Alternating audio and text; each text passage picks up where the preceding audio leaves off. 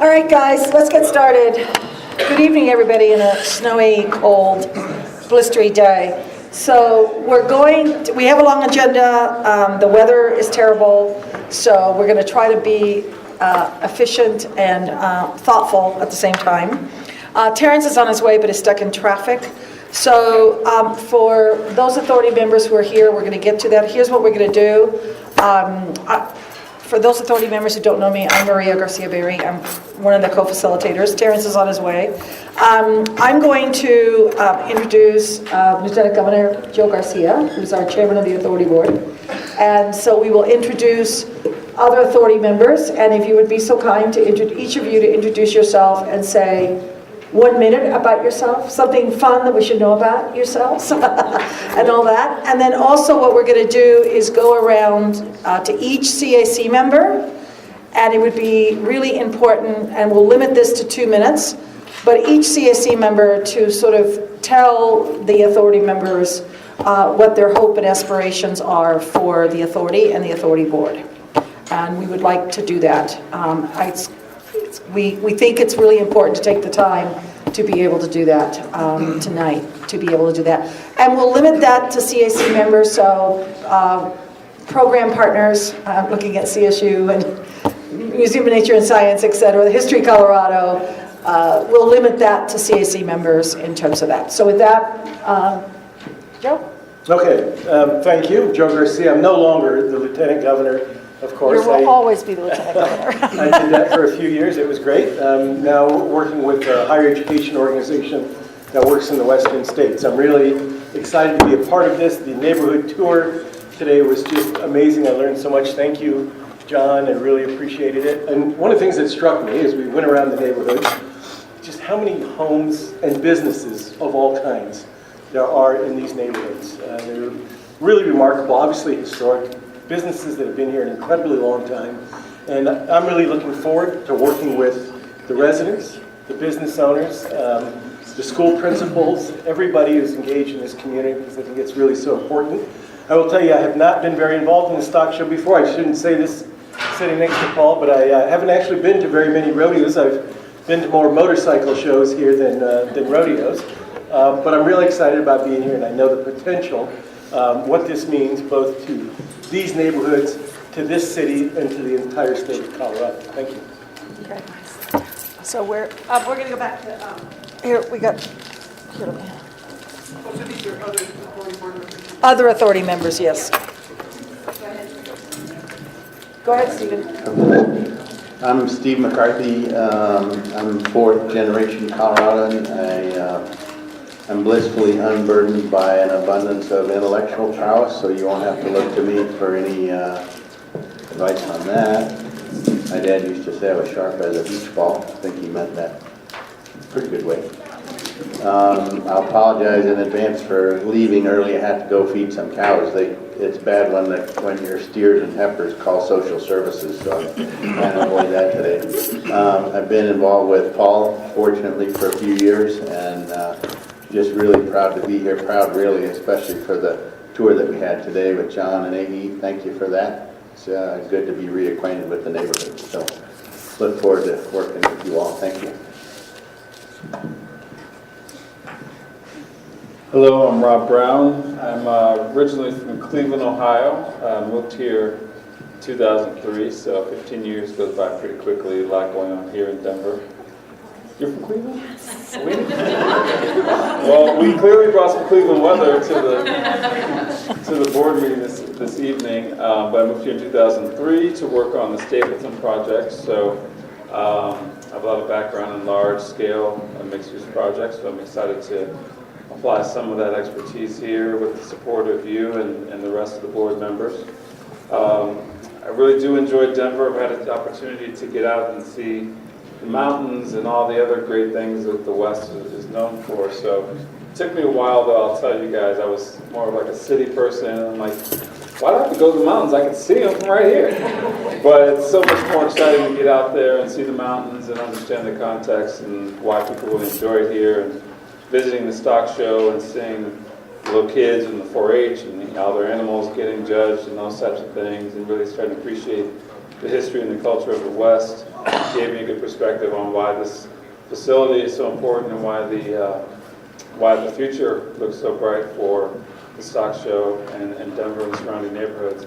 I thought today was great. I really appreciate the tour, the people taking the time to share their insight and their history of not only the community, but the heritage of all the folks that have lived there over the generations. So I'm looking forward to working with everyone to try to incorporate as much of that as we can into the next few generations of the stock show. Is that? Yeah. Is that it? I think that's it. So, yeah. Well, Paul, but we know him. Okay, so Drew, why don't we start with you? Hello. My name is Drew Dutcher. I've been on the CAC as a representative of Elyria since the beginning. I've lived in Elyria neighborhood for over 10 years. I try to speak as a resident about the interests of the neighborhood, but I also professionally am an architect and planner, and that's kind of my perspective here. I think what most concerns me is that in the future development of the National Western Center, that the public spaces include the neighborhoods as well as the entire city, and it not just be for one entity, the stock show or those. I want to remind you, this is a publicly funded project, so there is an obligation to serve the greater Denver interest. And particularly in the upcoming placemaking and public realm studies, the neighborhoods need to be included, particularly in the connections from the station stop at National Western on the N line, which is behind schedule, I think, anyway. But there was in the master plan a connection to the bridge over the Platte to the 51st Avenue. This is a connection that was promised. We fought for that in the master plan, and it needs to be built that way.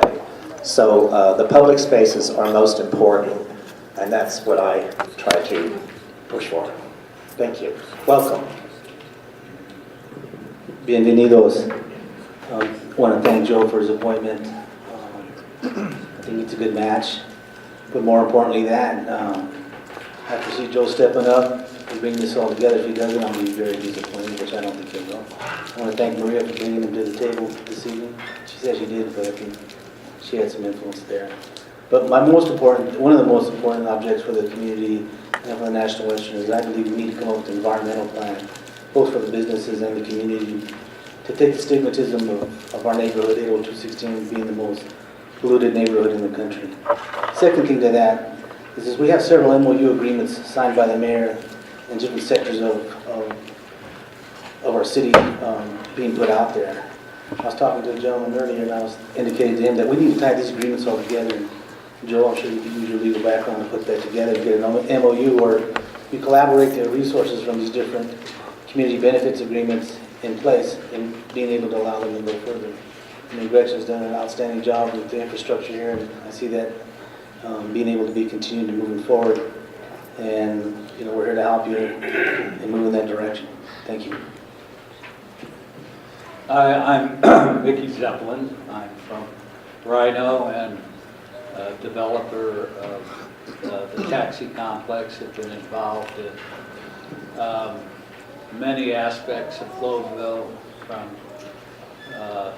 not only this committee but Washington, Heron Pond, and generally am concerned about integrating the National Western into the neighborhood.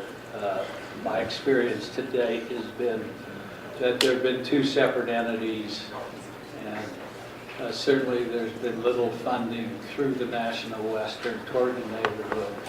And other than some road connections, there is not significant concern about creating one whole neighborhood that really includes Globeville, Elyria, Swansea. I think issues like housing are critical. We have the Heron Pond, which is more than 100 acres of open space. There's been little activity from the National Western on that. I serve on the Washington Street Committee. Again, I think from the National Western standpoint, the connections have been important by creating a street for the community and generally looking at it in a broader sense other than serving just the National Western and the city needs, or the larger city needs. I think we need to make sure that we're looking at the particular community needs.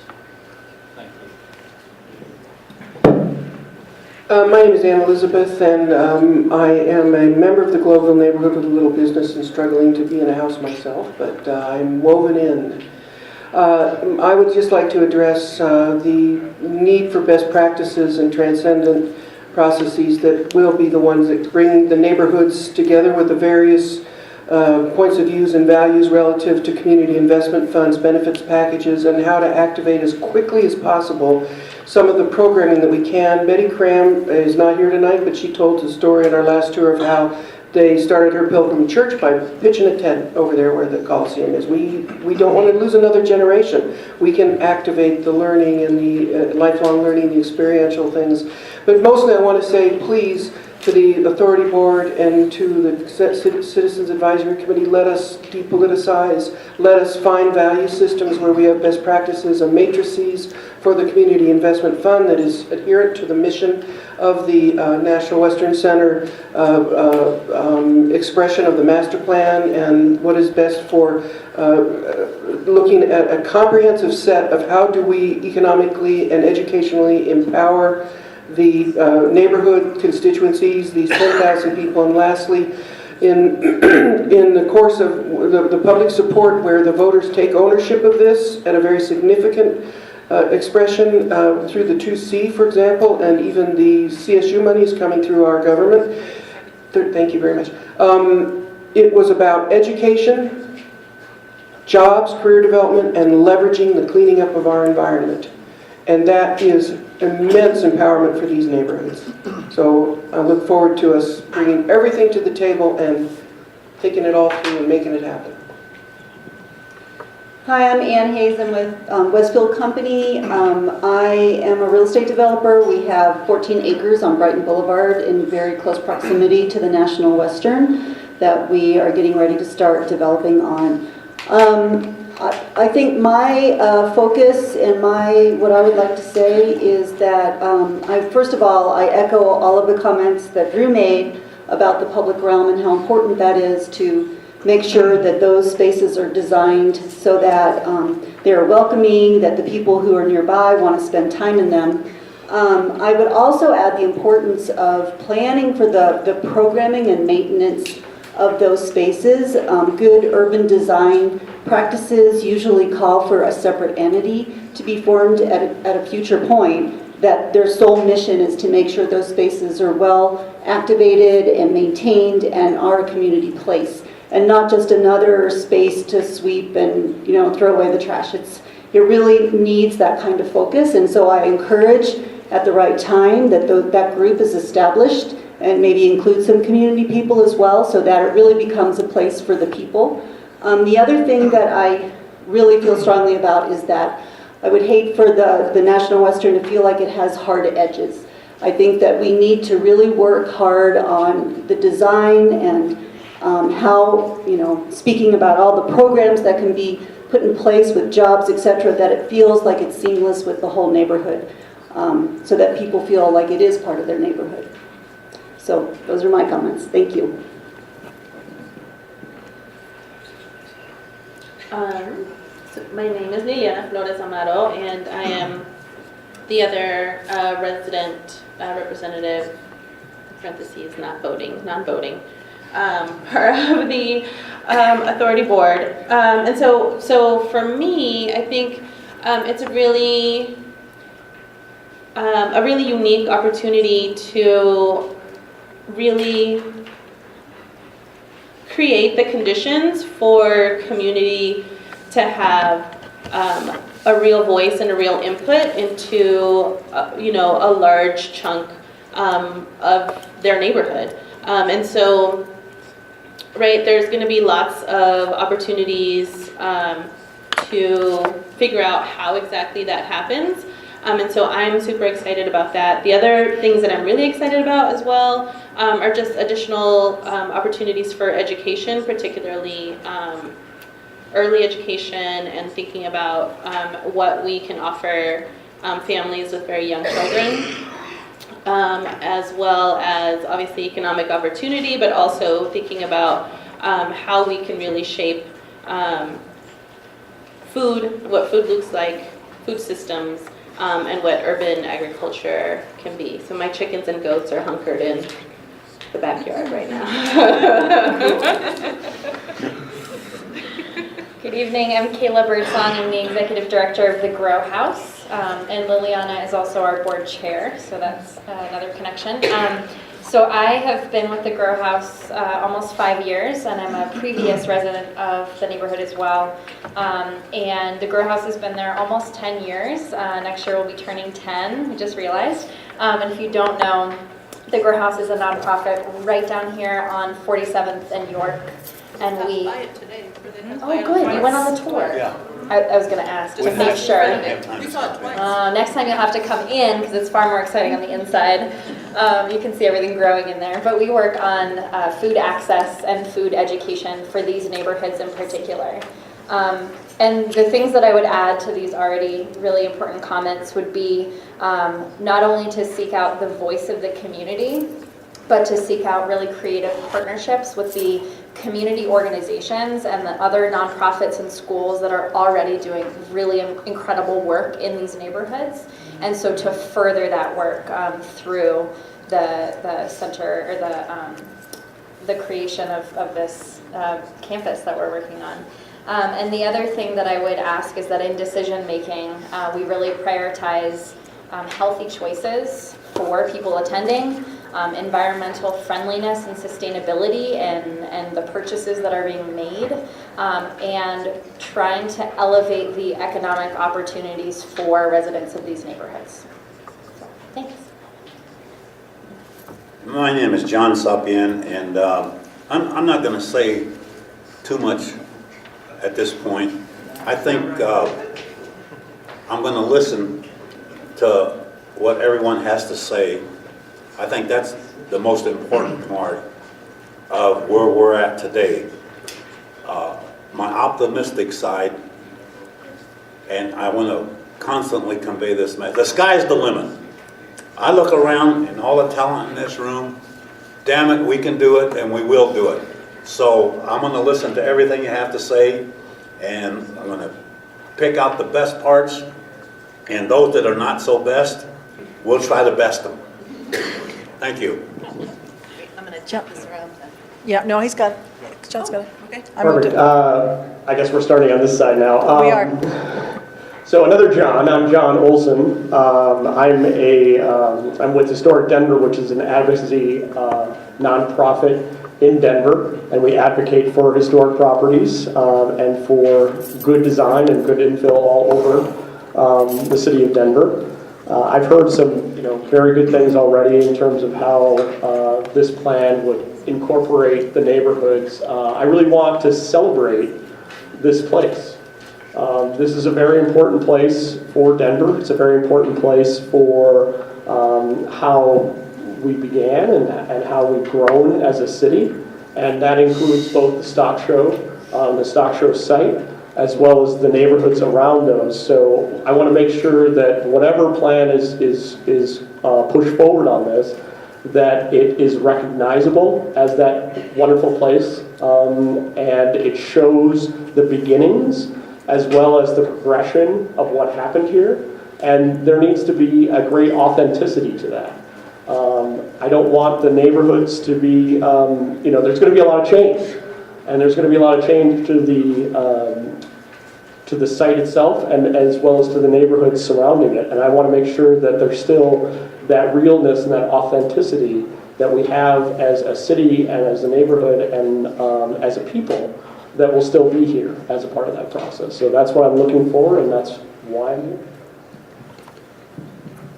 Hi, I'm Mark Robin with History Colorado, and that's all I'm allowed to say. That's correct.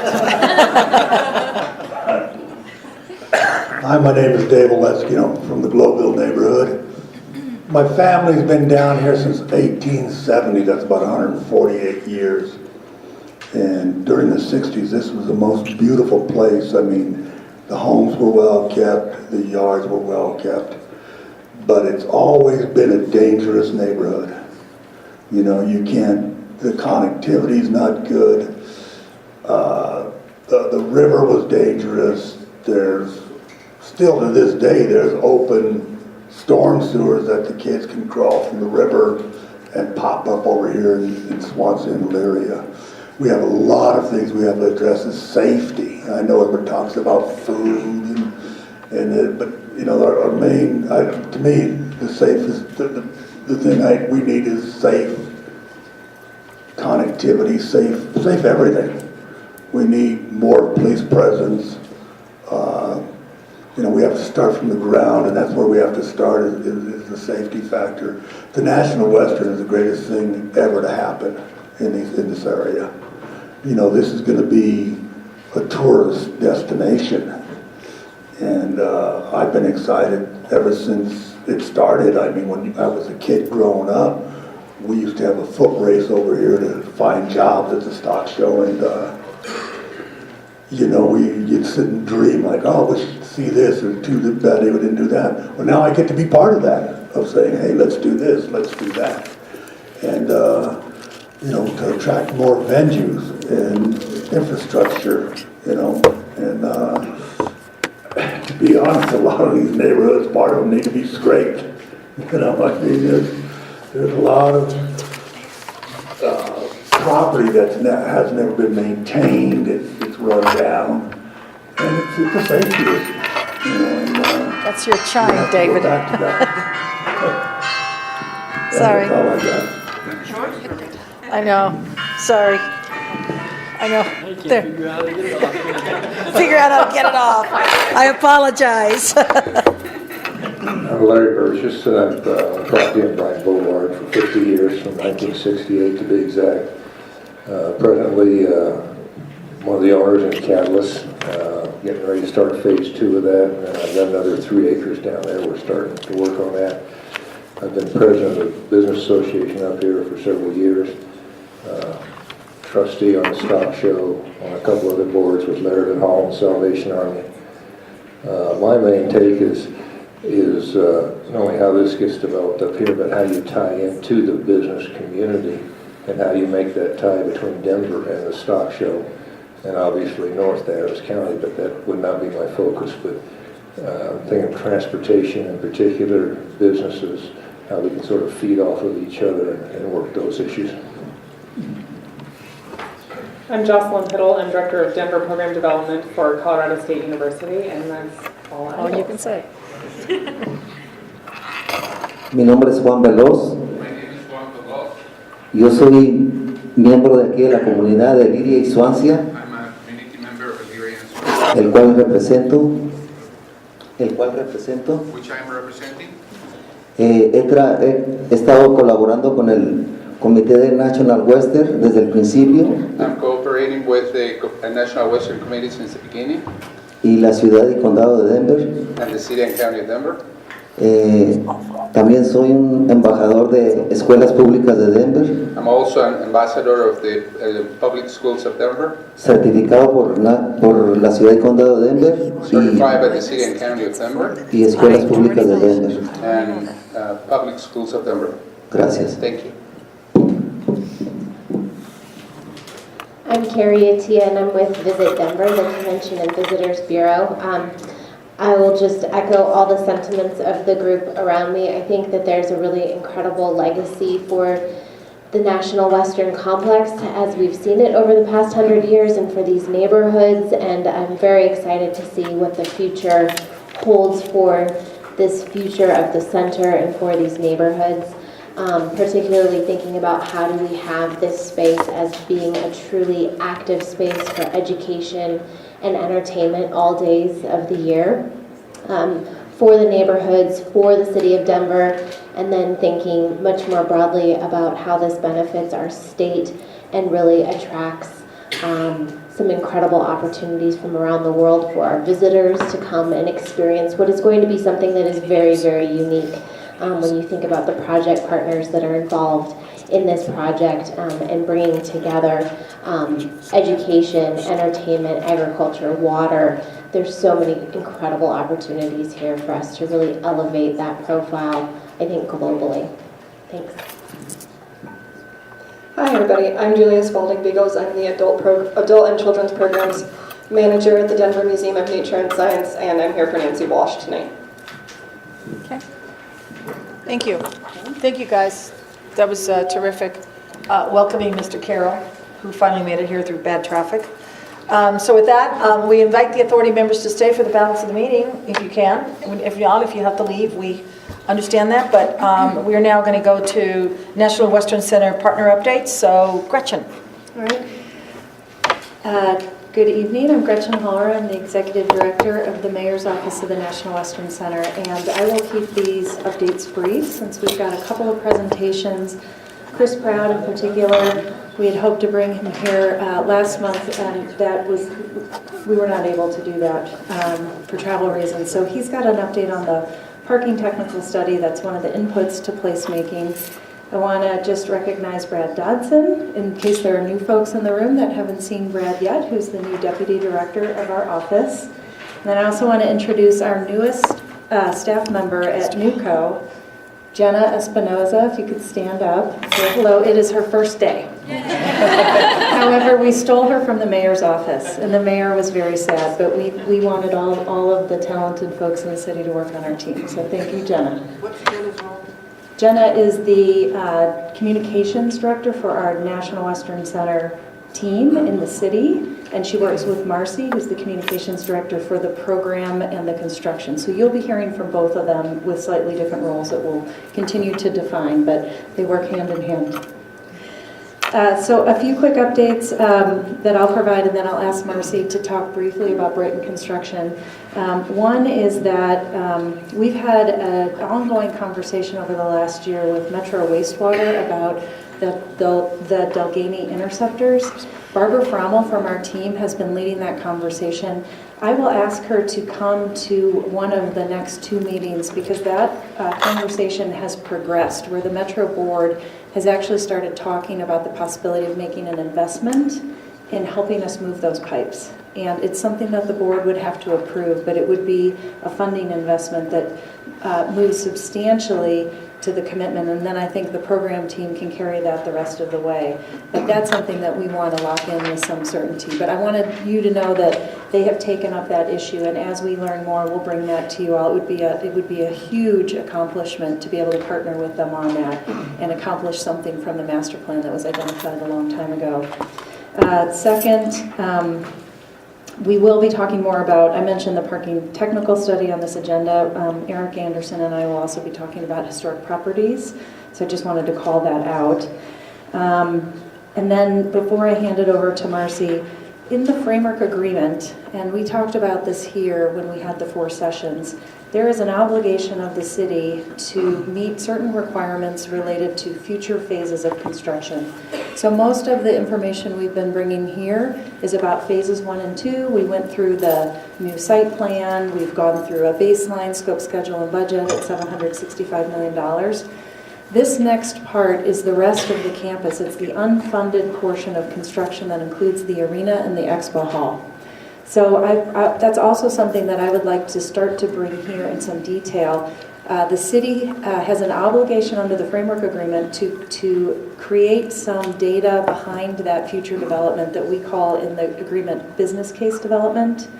And we've actually started to talk about the triangle area. It really makes a triangle. That's the remaining area to be developed. And it's something we would look for private investors, other investors. It's the 2C funds are completely utilized in phases 1 and 2. So we will be commencing that work. We actually have someone coming on under contract for the city. His name is Dan Weiser. He works with the Jacobs team. He's on, works with Patrick and that team, but he's on a separate contract just to deliver this body of work. As we develop it, we'd like to bring it here so you can see it. One of the first steps, one of the tasks assigned there is, what is it, Maria? It's regular and ongoing outreach to industry. That is my job. So I will be traveling on Monday to Dallas and going to a P3 conference as part of that regular and ongoing industry outreach. I've set up a couple of meetings with folks to share some of our progress on phases 1 and 2, talk to them about some of the remaining needs, and get some of their feedback. So this is very preliminary. As we are able to develop materials, we will be bringing them here. It's the very it's the very beginning stage of these conversations, but it's important, the way we did with the master plan and with phases 1 and 2, that we're bringing this information here and we are looking at this together, because it would be the completion of the campus if in the next 2 years we're able to identify a partner and put together funding and the completion of the arena, the expo hall, in that we talk about the 1909 stadium arena and parking. So there are some critical assets yet to be developed on this site. Armando? Yeah, but if you talk about the triangle, elaborate on the triangle. Oh, if you look at the site plan, which I don't have, Marcy, you don't Do you have that something up on, there. do we have something on your But laptop? I'll bring a map next time. I want to respond with what happened with these conversations in Dallas, and Marcy is working on some maps for me to be able to share. If you picture the site in your brain and you're going from southwest to northeast along the Burlington Northern line, all of the new assets are west of that, right to the river. To the east of that and to Brighton and including the Coliseum site, you end up essentially with the shape of a triangle. And that's... Wait, here we go. Here we go. It's basically Brighton Boulevard, Yeah. the Burlington Northern Tracks, and I-7. There we go. So Yeah, so if you look at the site plan we've been sharing, and now you look at what's in gray, it's kind of a triangle. We are simple thinkers in our office.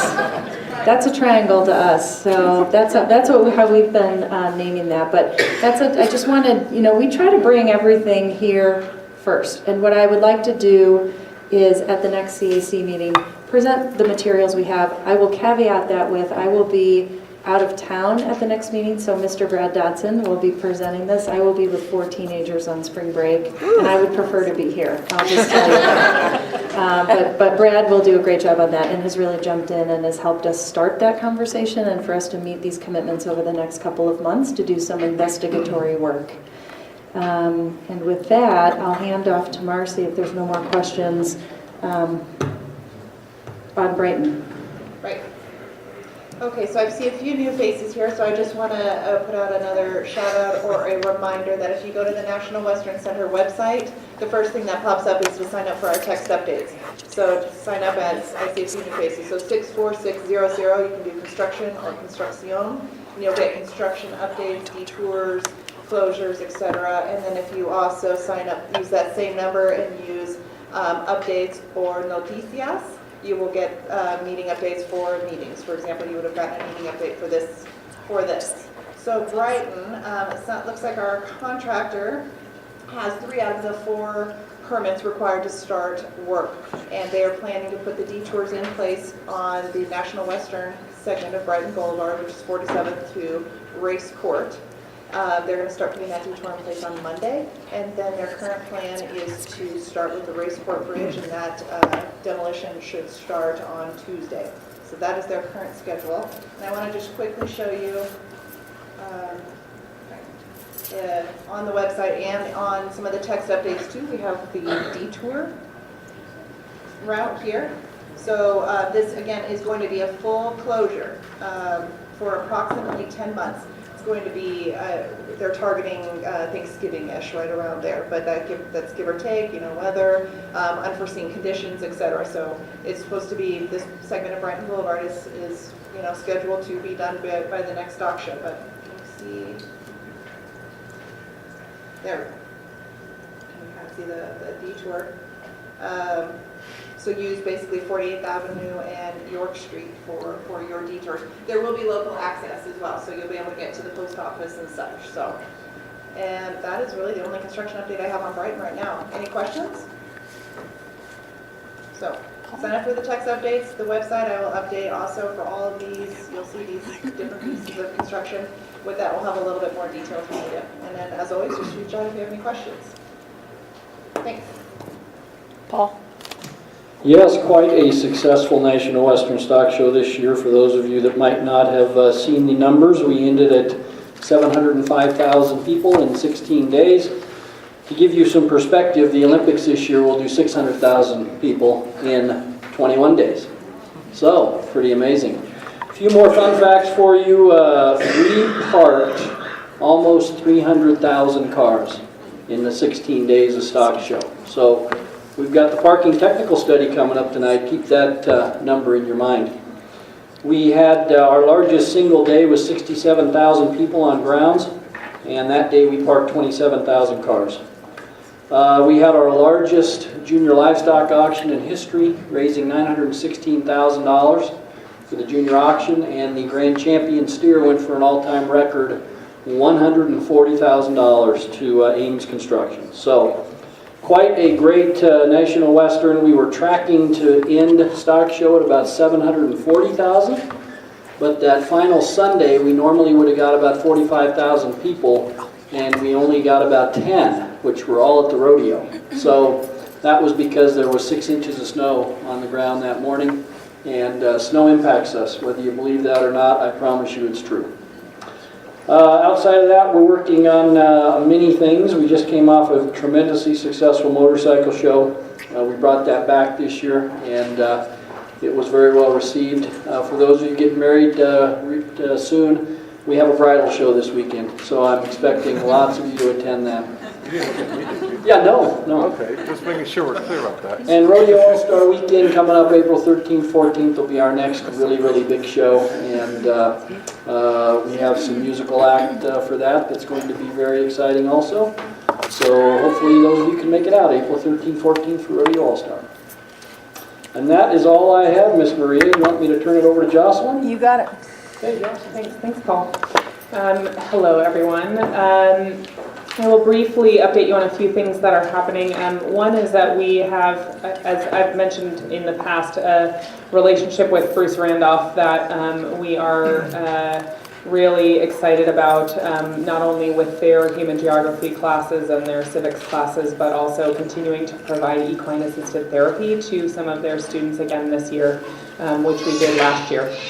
And thanks again, obviously, to Paul and his team for having us here on site and offering that program as one of our first offerings of the new National Western even now. I will also mention that we have an Upward Bound program at Bruce Randolph that I don't think we mentioned last time we talked about that partnership. So had a chance with Christy Vilsack this past week to have a conversation with the folks who are over there with that Upward Bound program and are excited to see how that continues to grow over time. That is a new program this year at Bruce Randolph. Also with Christy Vilsack, we are really thinking a lot about how we engage the rest of the state of Colorado. I think I sort of mentioned thinking about our areas of service and people that we want to hear from in concentric circles, and obviously our primary thoughts are for our immediate neighbors and thinking about how we provide the right programs and services and hear the right ideas from you all. But we also have a big state investment that was made in CSU at the National Western. So we want to understand how this can be a hub for statewide activity, particularly around education. So since Christy Vilsack, who's a special advisor on this project, is a lifelong educator and has worked in various different arenas in education, we are going to go out on a statewide listening tour, the first chunk of which we will do in March, to hear from our rural partners and our extension offices and our alumni and other people and educators that are out in rural communities to see how we can create some initial connections between the National Western and more rural parts of our state. I'll also mention that we are soon to be embarking on the design process for the Water Resources Center. I think I mentioned this last time, and we will of course come to you again as part of that process as we did with the program plan, understanding that this will be a much more detailed design, and we'll be looking for your feedback on the parts of that building that are open to the community, which we are really thinking hard about, especially given it's the first building that will come out of the ground at the National Western. Related to that, we have an event coming up at the end of April. It is our inaugural Water in the West Symposium, and the idea behind that is to start offering the kinds of programs that we will host at the Water Resources Center and start to test out some of the ideas with people who work in water and start to build the relationships and bring people together in a similar way to what we will do in the future. We can offer some tickets to you all, a limited number, probably can't host all of the CAC at that, nor would you all want to take a deep dive into some of the policy conversations we might be having, but you're welcome to come and listen to those and be a part of that. Just let me know if you're interested and we'll make sure we can get some tickets into your hands. And I believe that's it. Any questions?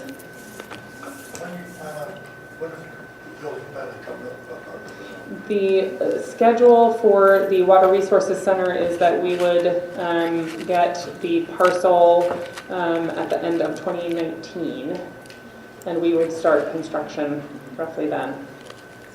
So, yes, do you want me to use a mic?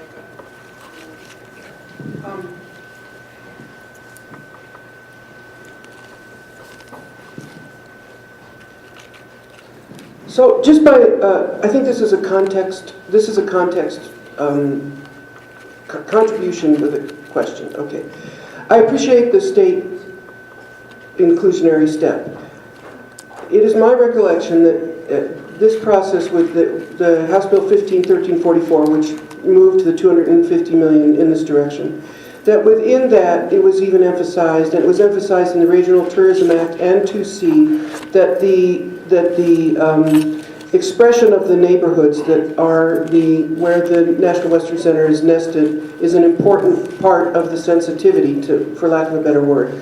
So what I would ask from on the CAC, and I hope others feel the same and we can echo it in different ways, is that as CSU deploys in the larger terrain of the state, that it be recognized that part of the model here is that this is something to bring the neighborhoods up with the project.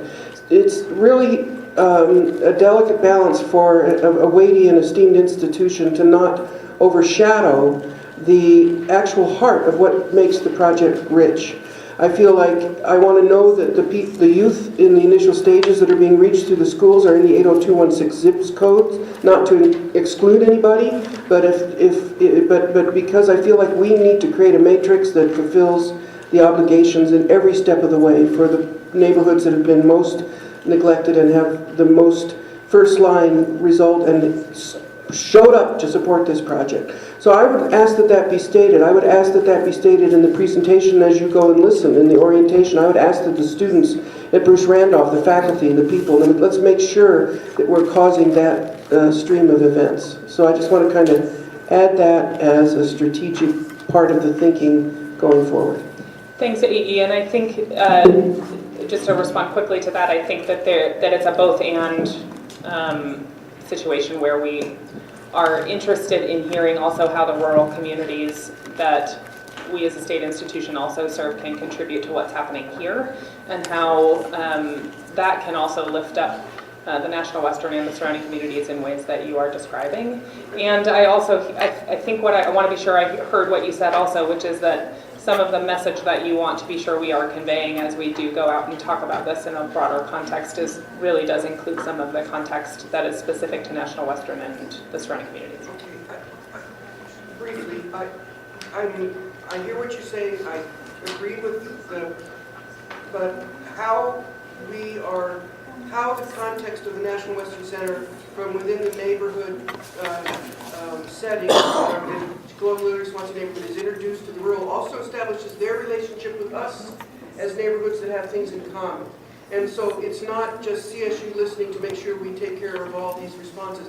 I'm asking for, and everything you say is fine with me, and I really want it to be, when we talk about local solutions, global reach, there is a lot of things we can have conversations with from within Global Swansea, those that are interested in urban agriculture, local economy, cottage businesses, etc., with people up in Wells County and rural areas already. There's a lot of bridges that are going to be natural bridges.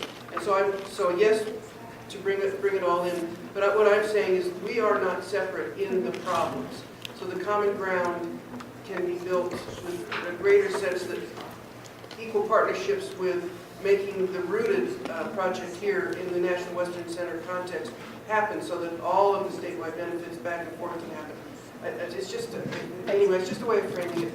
I appreciate that, and I think you and I are aligned in that thinking, and I'm happy to talk with you more offline about how I can make sure that we're implementing that in, because I agree with you. And our communications people can reinforce it with it. I mean, it's all part of the brand. I think I'm up you're next. Yep.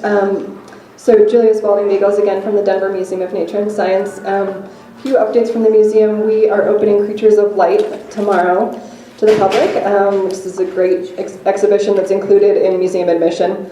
And then Dead Sea Scrolls opens in just 3 weeks, I think, March 16th, so coming up really soon. We also have our Girls and Science event coming up in early March, and I have flyers for that. There's all kinds of, I'm looking at the flyer, but anyway, all kinds of discounts that we have available that people can take advantage of. We also can accommodate organized youth groups that day, so all kinds of good stuff if you want to get some girls excited about science, or boys too. Boys totally welcome. Everybody welcome. And then I was also just going to say that on February 2nd we had our first time that we worked with the Central 70 project to bring down Swansea Elementary students and their families. And so we had 120 people take advantage of that, and 2/3 of them came on the shuttle provided by Central 70. So it sounds like they had a really great time, and they're already planning the next date. Any questions? Oh, sorry. Oh, and I have vouchers too, if anybody wants vouchers to come visit the museum. So I'll have those in flyers after. Thank you. We're moving, is anyone here from History Colorado? Yeah, Mark. Oh, Mark, I didn't see you down there. No, can someone pass this? No, Mark's, she's got it. Sorry, I didn't even look down there. I see how you are, kids. You were hiding behind Dave's beard. I'll be real quickly so you can move on. Just want to let you guys know that we have a new exhibit that's going to be opening on April 6th. If you know anything about April 6th, that is opening day for the Rockies, and that is also the opening day of our Play Baseball exhibit. We've got a great array of baseball paraphernalia that we're going to have out and exhibiting, and also be celebrating the 25th anniversary of the Rockies. So come see it when it opens on April 6th. That was very quick, thank you. Next up, we have Liliana and John will do a facilitated discussion. Or maybe we're not. Yeah. Yes. Okay. So, so I first brought it up. We first brought it up at the last meeting, sort of to have this space held on the agenda to talk about how the National Western Center campus and development is currently impacting neighbors, and sort of how can we use our time together at the CAC to think about points of connection, collaboration, and leverage. And so I didn't really hear a whole lot from folks from last month. And so I wanted to check in with folks. I still think it's super important, and I think this is also a space and a time that we can talk about what you all and the rest of the community wants John and I to share with the rest of the authority board as well. And so we're also going to be talking about the Community Investment Fund and the Community Benefits Agreement. And things are going to start to get rolling pretty fast on the authority, and so I want to make sure that we have the space and time to hear from you all and to hear from sort of the greater community, to make sure that your voices are being heard and your voices are having an impact in what we do and the decisions that the authority makes. So are you asking for comments? I'm asking for comments. I'm asking for input. I wanna make sure that we make this time relevant to what you all want to talk about and what you all want and need. And so I open it up. So last week, at the end of the meeting, I brought up the idea of affordable housing and how it fits in this community and with National Western.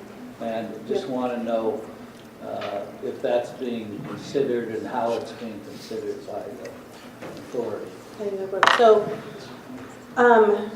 So we just started meeting today, and we'll continue meeting tomorrow, and we'll have our official sort of board meeting tomorrow afternoon. And so we are in, like, you know, knee and neck deep on learning, sort of, you know, getting familiar with the framework, sort of legal aspects, but we are also talking about those community investment fund and the community benefits agreement. As in, we need to talk about it. We need to open up avenues. We need to hear from folks. Nothing has been decided. We have it on record that that's something that we're going to do. But those conversations will be happening. There was a discussion that Gretchen mentioned about the triangle, which it seems to me is an appropriate place to talk about whether affordable housing could exist there. All right, I'll make a note of it. Thanks, Mickey. Armando. Yes, I'm not sure, Liliana, maybe you didn't hear me earlier when it was my opportunity to speak, but I talked about the benefits agreement. And I talked about how this benefits agreement with other benefits agreements that are currently in place need to go hand in hand to leverage our resources here. So if you didn't hear that, I'm telling you again, and maybe you'll get it this time. And then secondly, go to Albus Brooks and Tim Sandoz, because they're knee deep into this. And what I'd like to see Joel, from his perspective, is tie it all together and bring it back to the CAC to see how we can leverage all that. And from my perspective, I'm looking for the National Western Stock Show to be one of the world-class facilities, but we need to integrate a little bit more technology that's currently at hand. Thank you. I hear you loud and clear, Armando. And I think what I'm asking is, I don't think John and I necessarily want to be the responsible ones to shape the way that the community creates the community benefits agreement. I think we want to hear from you all as far as what are the things that are important to you all, right? And so AE has mentioned sort of a process, a larger process for activating more voices from the neighborhood to be able to hear from everyone, and from there sort of figuring out what the priorities are to be included in the community benefits agreement. I don't think anyone is saying whether or not we're doing a community benefits agreement. We are, and so it's just a matter of figuring out a process for how we get there. And again, that power doesn't necessarily lie with, in all due respect, Joe, or folks in the city. That has to come from us. Any other questions or comments, AE? I just want to point out a sort of a procedural thing that I think can be cleaned up. In two cases, there's been a very difficult task undertaken. One was getting the framework agreement out. The other was putting together this orientation in a way that got time compressed, so I don't think that there was enough advance ability for the working team on our new co-staff and the team it's very complex inside the city administration. I think we need to figure out a way to get earlier CAC and neighborhood constituency engagement in some of the planning for some of these things.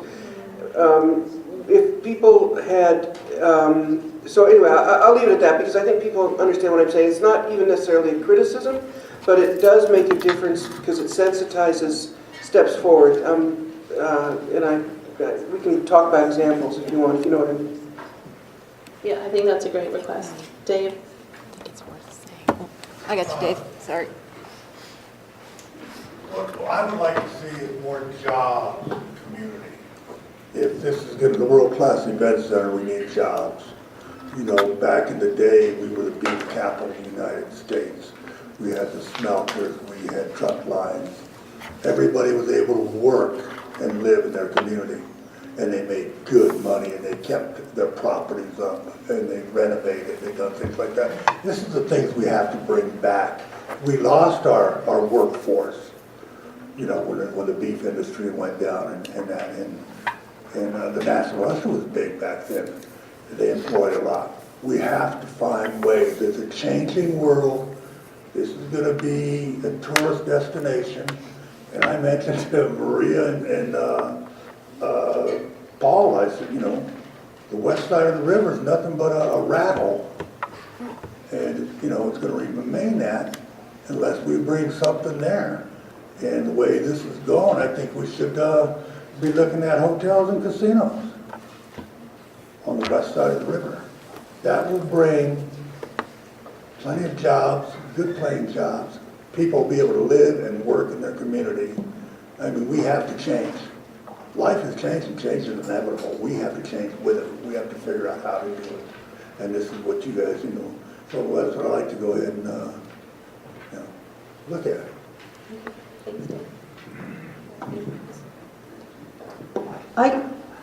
I guess my only comment is that if this is going to become a standing agenda item, just for a little bit of a discussion, I think it would be really helpful if you and John also, you know, since you'll be attending these board meetings and be a part of it, it would be great to hear from you as well. Just generally, you know, your impressions of the last meeting and things that may be important for us to know about. So I would ask that you do that too.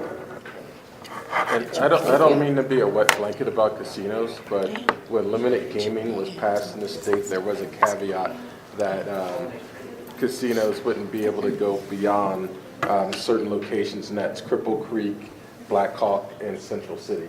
So unless we can find some long-lost, federally recognized tribe that owns property on that side of the river, we're not going to get a casino. Or maybe the youths can. This hotel sounds good. I like the hotel. Huh? I think anything can be changed. We can't live in an agreement the other way.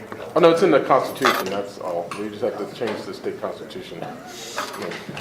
Yeah, so I wanted to hear a little bit more from you all, and you know, and I think this will require a lot more work and time and thinking about process beyond the CAC meetings. And so as we get rolling and as you know, we have these decisions to be made, and I think John and I want to make sure that we are, again, with AE's point, like we want to make sure that we're given enough time to be able to come to you all and other neighbors to be able to influence the board and let the board members know what's important to the neighborhoods.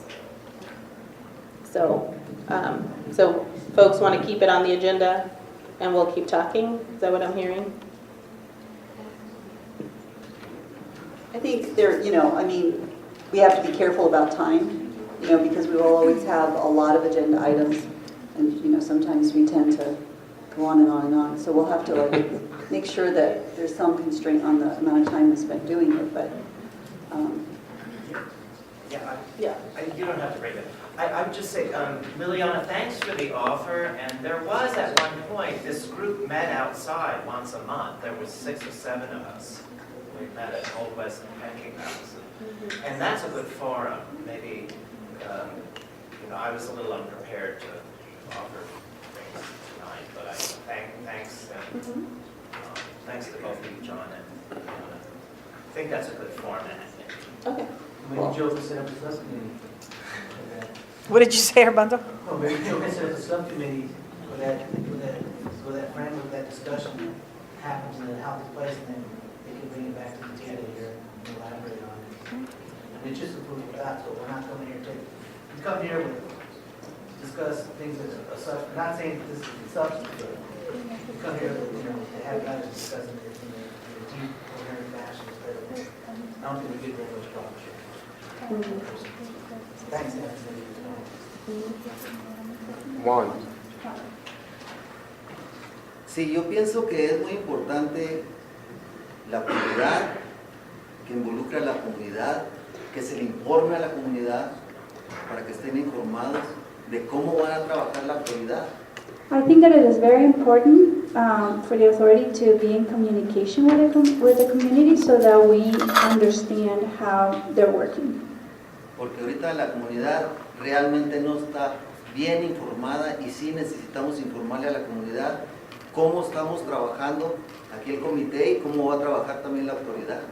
Because I think that the community right now is not really very well informed about how either this committee or the authority are doing their work. Gracias. Thank you. Anything else for Liliana or John? We are going to keep it on the agenda and it'll always be at the beginning of the agenda. And we're also going to suggest for next month some changes so we can have more substantive time for dialogue on other issues, like affordable housing and like everything else, and cut down some of the other reports and stuff like that. So we'll work through it. Thank you. Carrie, Olympic Exploratory Committee.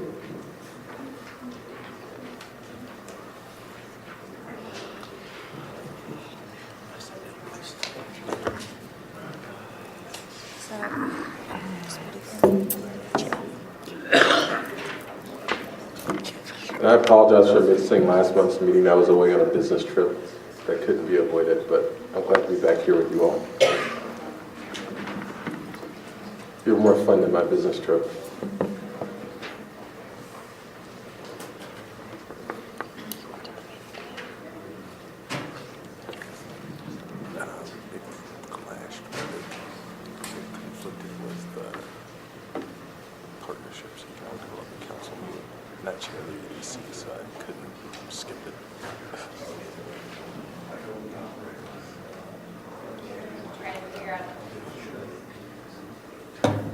There it is. There we go. I'm going to try and figure out a way to get this on the full screen.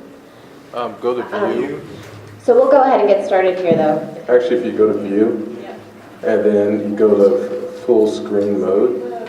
There we go. We're in business. Okay. I learned that in law school. Thank you. So I have just a few slides to share with you in terms of the exploratory process that's currently underway as we are looking at the potential for a bid for an Olympic and Paralympic Winter Games bid. And really the charge of the exploratory committee that has been formed is to determine whether hosting a future Winter Games would be good for Metro Denver and for the state of Colorado. And that includes what is being looked at in terms of being able to privately finance the games, and I'll speak about that in more detail. And then really looking at what would the legacy of hosting a Winter Games be for Metro Denver and for the state of Colorado? What could be the long-term beneficial impacts associated with hosting an event of that scale? And establishing forums for community input.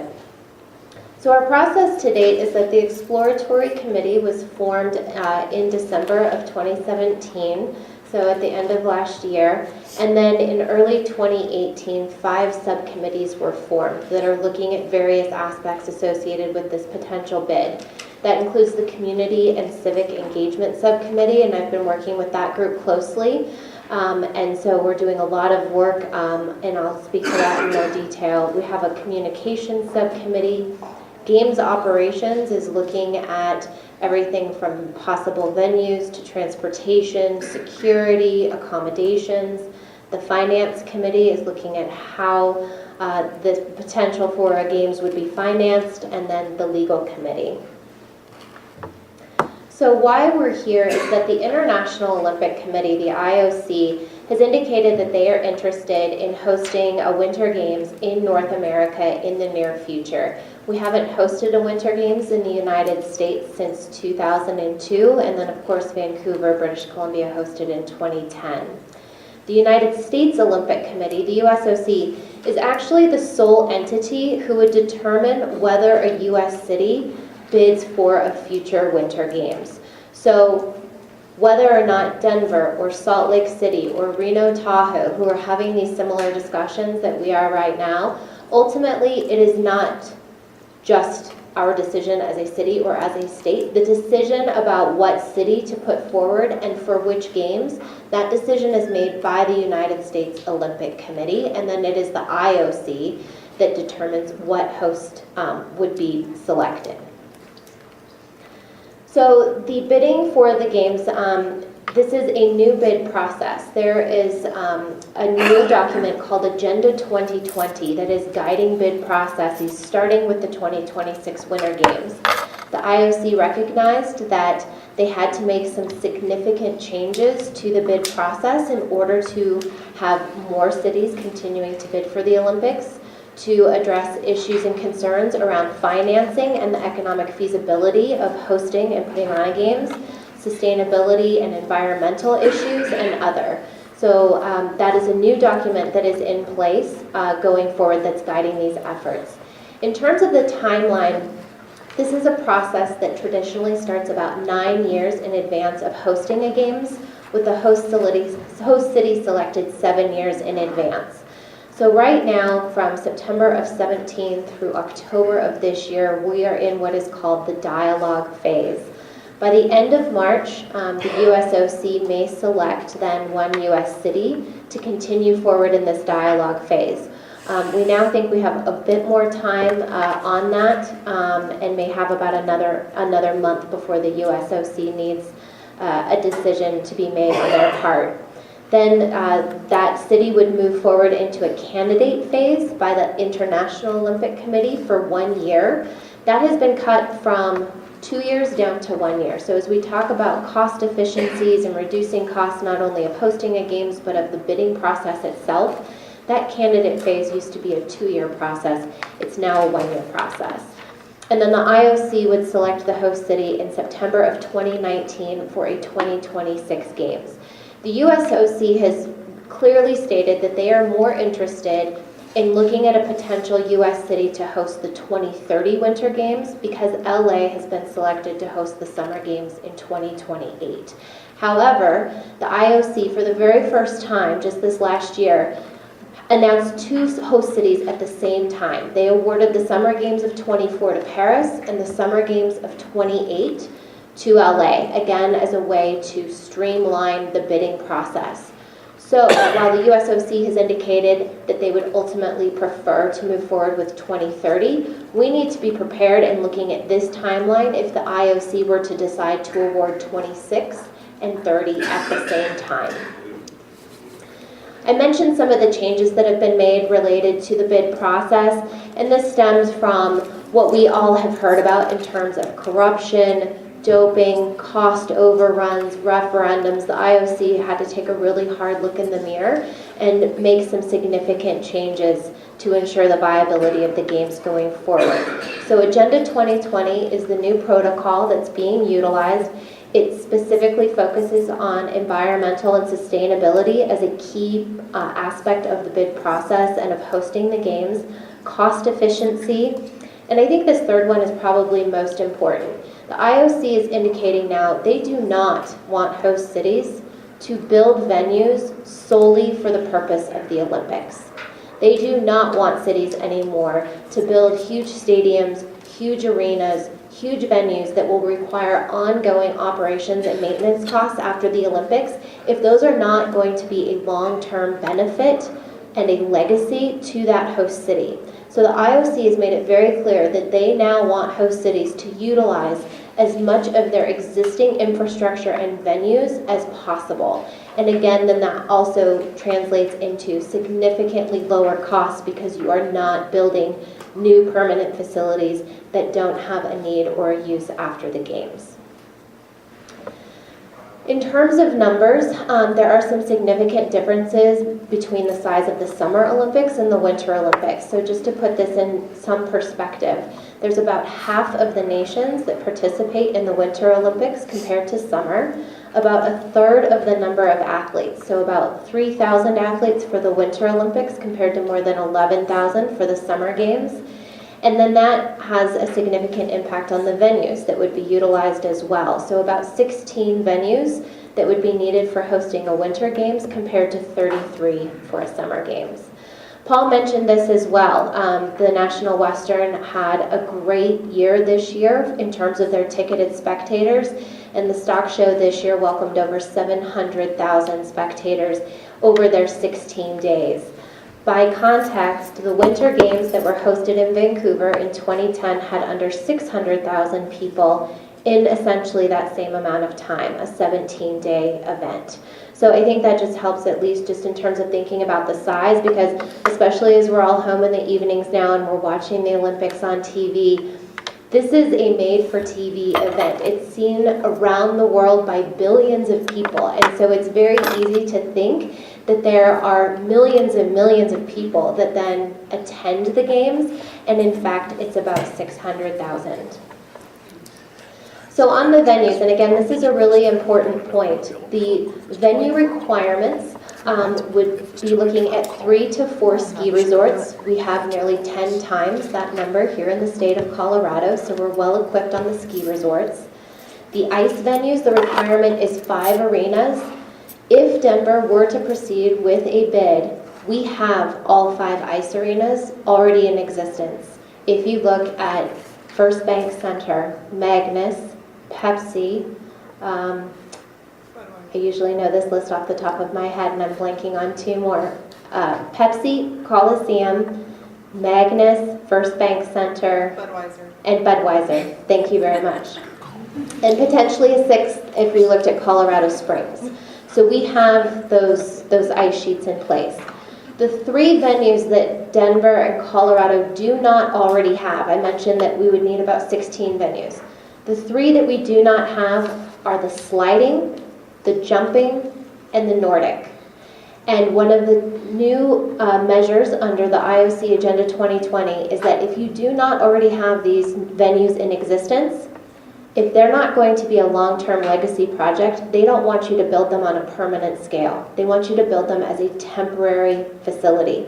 So if you've seen the ski jump in Pyeongchang, it looks like it's built on scaffolding. They intend to actually take down most of that ski hill after the Winter Olympics. That will not be a ski hill that permanently exists after these games. So again, a cost measure in terms of building a temporary structure and then ensuring that you don't have the ongoing maintenance and operations after the games.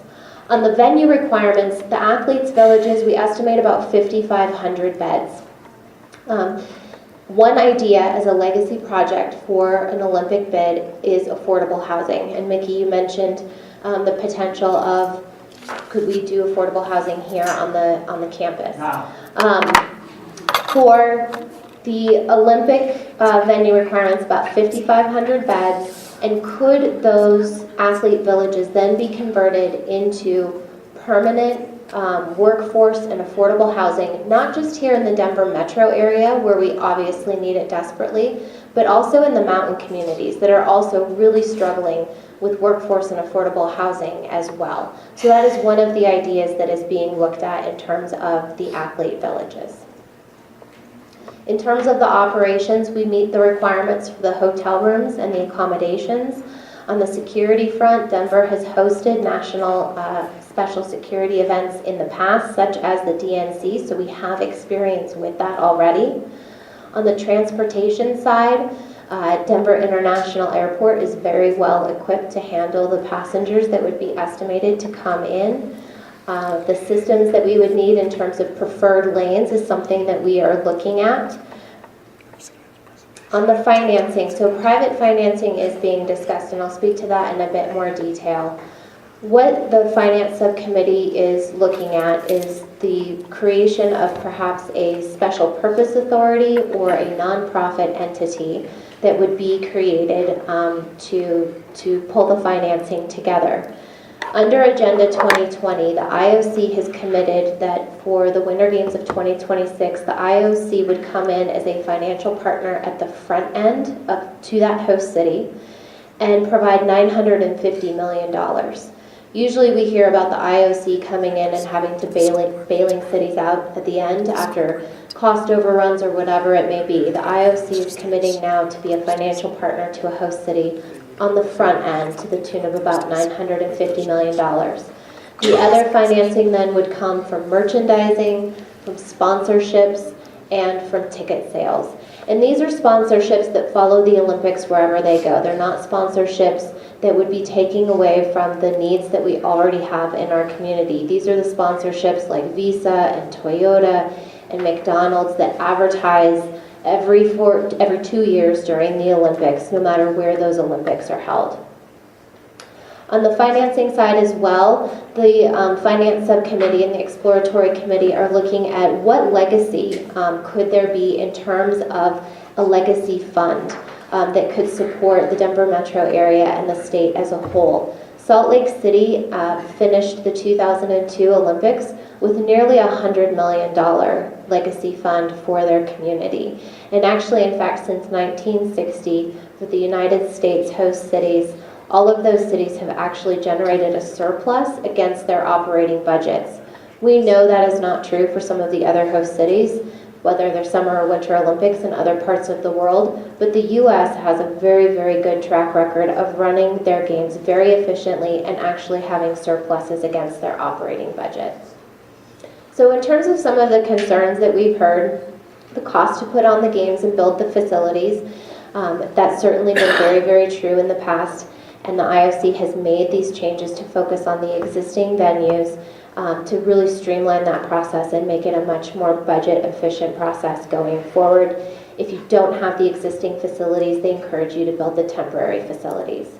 Congestion in Denver and on the I-70 mountain corridor, that's obviously something that we need to solve for our everyday lives, whether or not an Olympics ultimately comes to Denver and to Colorado. We need to address our congestion challenges here.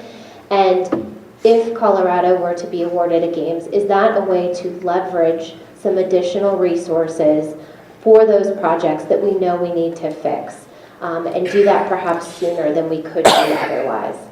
Population growth, it's certainly a concern that we talk about a lot here in the Denver area. If you look at Lake Placid that hosted a Winter Olympics, they have not grown very much since they hosted their Winter Olympics. Denver has grown tremendously, and we haven't hosted the games. So hard to necessarily say if there's a correlation between the two. A concern that we've heard is that Denver and Colorado have bigger issues to deal with in terms of affordable housing. If that is something that we can look at, again, as a legacy of a potential bid, that is something we're very interested to do.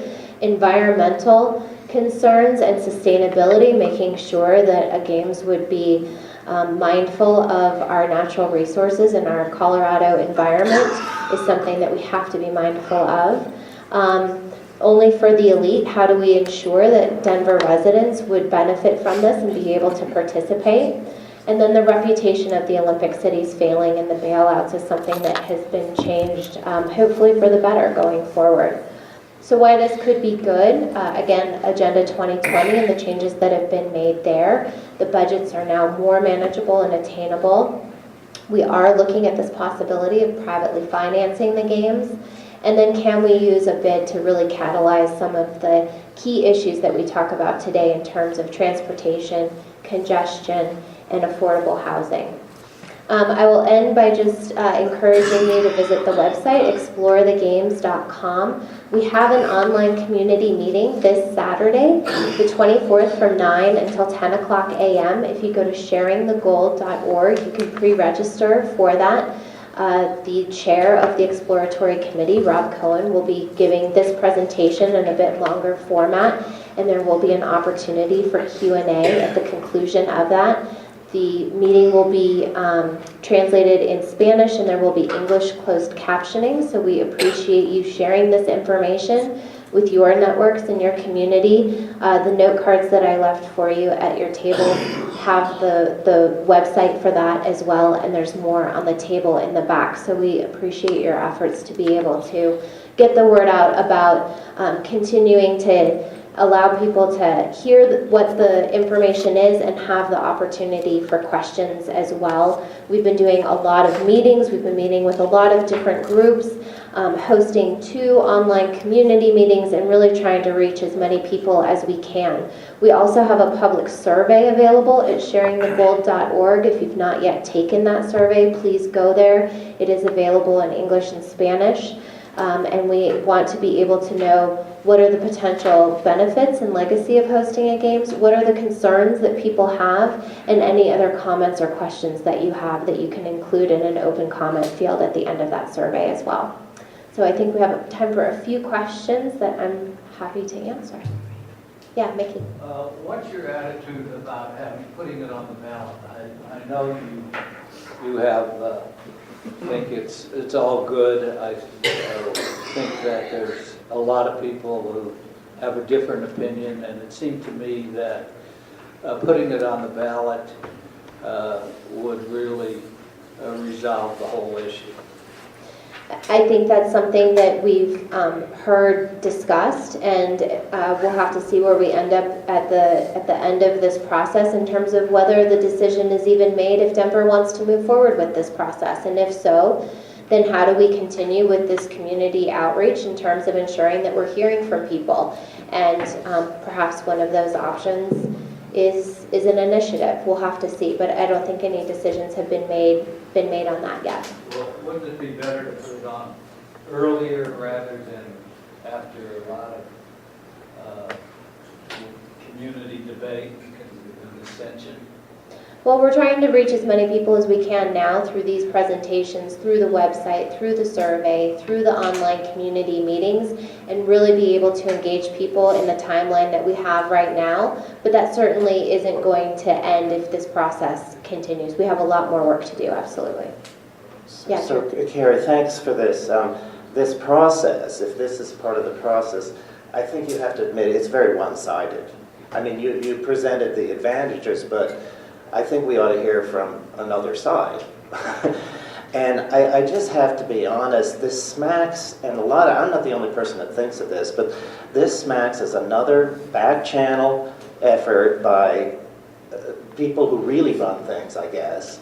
And there were, for example, this committee created by the mayor, there was not one ordinary citizen on it. It was all the movers and shakers. It just appears to be something that, you talk about elitism, I mean, this was the most elite group that there was that's trying to sell this to us. So we need to hear the other side. I agree with Mickey, we need to have a public debate before you've spent millions to sell it to us. And so one of the key things we've done as part of this community and civic engagement subcommittee work is that we have formed an advisory group here in Denver called Sharing the Gold Advisory. They've already held 2 meetings. They have one more coming up. And that's a group of about 65 folks from throughout the Denver metro region. We're also holding 5 meetings in the mountain communities. We held 2 meetings yesterday, one in Breck and one in Winter Park.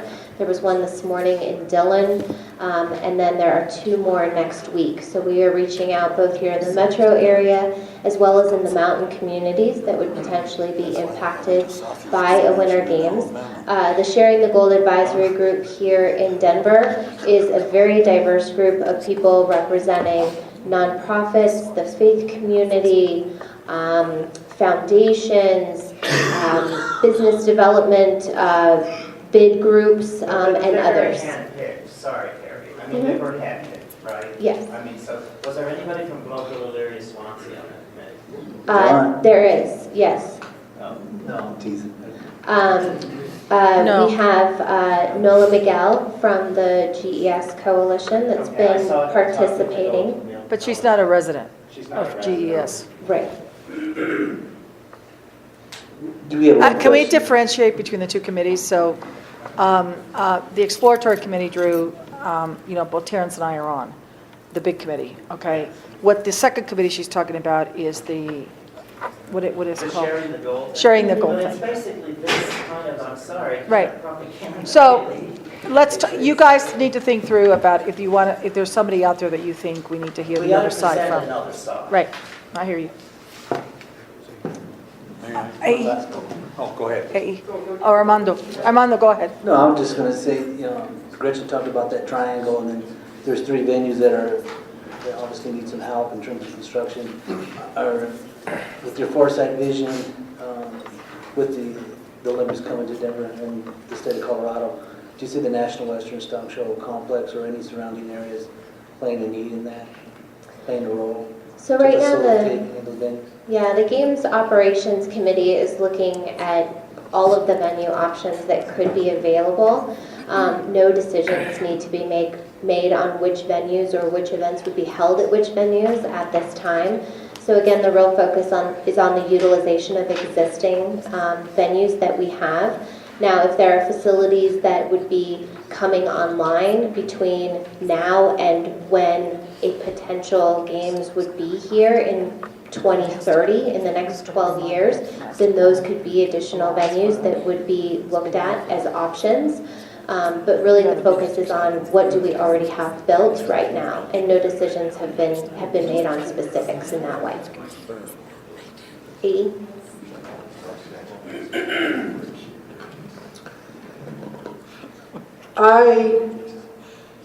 First of all, Armando, I appreciate you asking that question with the National Western Center focused query, because I think in this body we have to be very rigorously looking at that, if there's any pros or cons, and I don't want the forward progress with the National Western to be disrupted. I don't think because a long-term affordable housing needs might be partly leveraged by this, that it should be construed as neglecting the immediate impulse. Nothing is a panacea for affordable housing. So I don't feel like those issues should dilute this. With that being said, I went to I participated in the online last meeting. The captions are great. It wasn't real depthy, but there was some information. And I went to the thing at Mortensen Construction last night where they had a similar presentation. And when I walked in and met an individual there who's part of that, the immediate thing, and she recognized me from one of and I knew I was from here. And oh yeah, we have somebody from the Global Larry Swansea on the committee. And I said, who? And she named the same person. And I've been trying to get a list of that group. And people say, oh, it's online, it's available. Okay, I am absolutely not down with there being a conspiracy for this, where it's, pre-done and all this. But what I do feel, and I'm not saying anybody here in particular said that, but it's out there all over the place. But what I do feel is that there's a criteria decision that a highly technical advisory committee needed to convene to determine whether Colorado or Denver could even put their name on the table with this. But I think that the pressure of this timeline is something that needs to be dealt with in a more direct fashion around practical things. And that the open call for this type of engagement is something that is even more critical when there's pressure in the timeline like this. I don't see two sides here, that we've heard from this side, now we have to hear from the other. I am in a real quandary with this. I don't know what to think is best as an individual that hears a lot of things being said in a lot of directions. So what I'm mostly concerned is that we don't know who the people are, who's retained to run this and that kind of a thing. And there would be a lot more trust in this, even in terms of knowing how the responses are being vetted. So I would just ask for a fast change of process. Number one, can we get the list of the 65 people? Number two, can we separate and not to persecute them or not to anything, but just to connect and make sure that the voices are enriching each other and the challenges are being made. So that's kind of where I'm stand on it. Great, and so the full list of the exploratory committee members I know is on the website.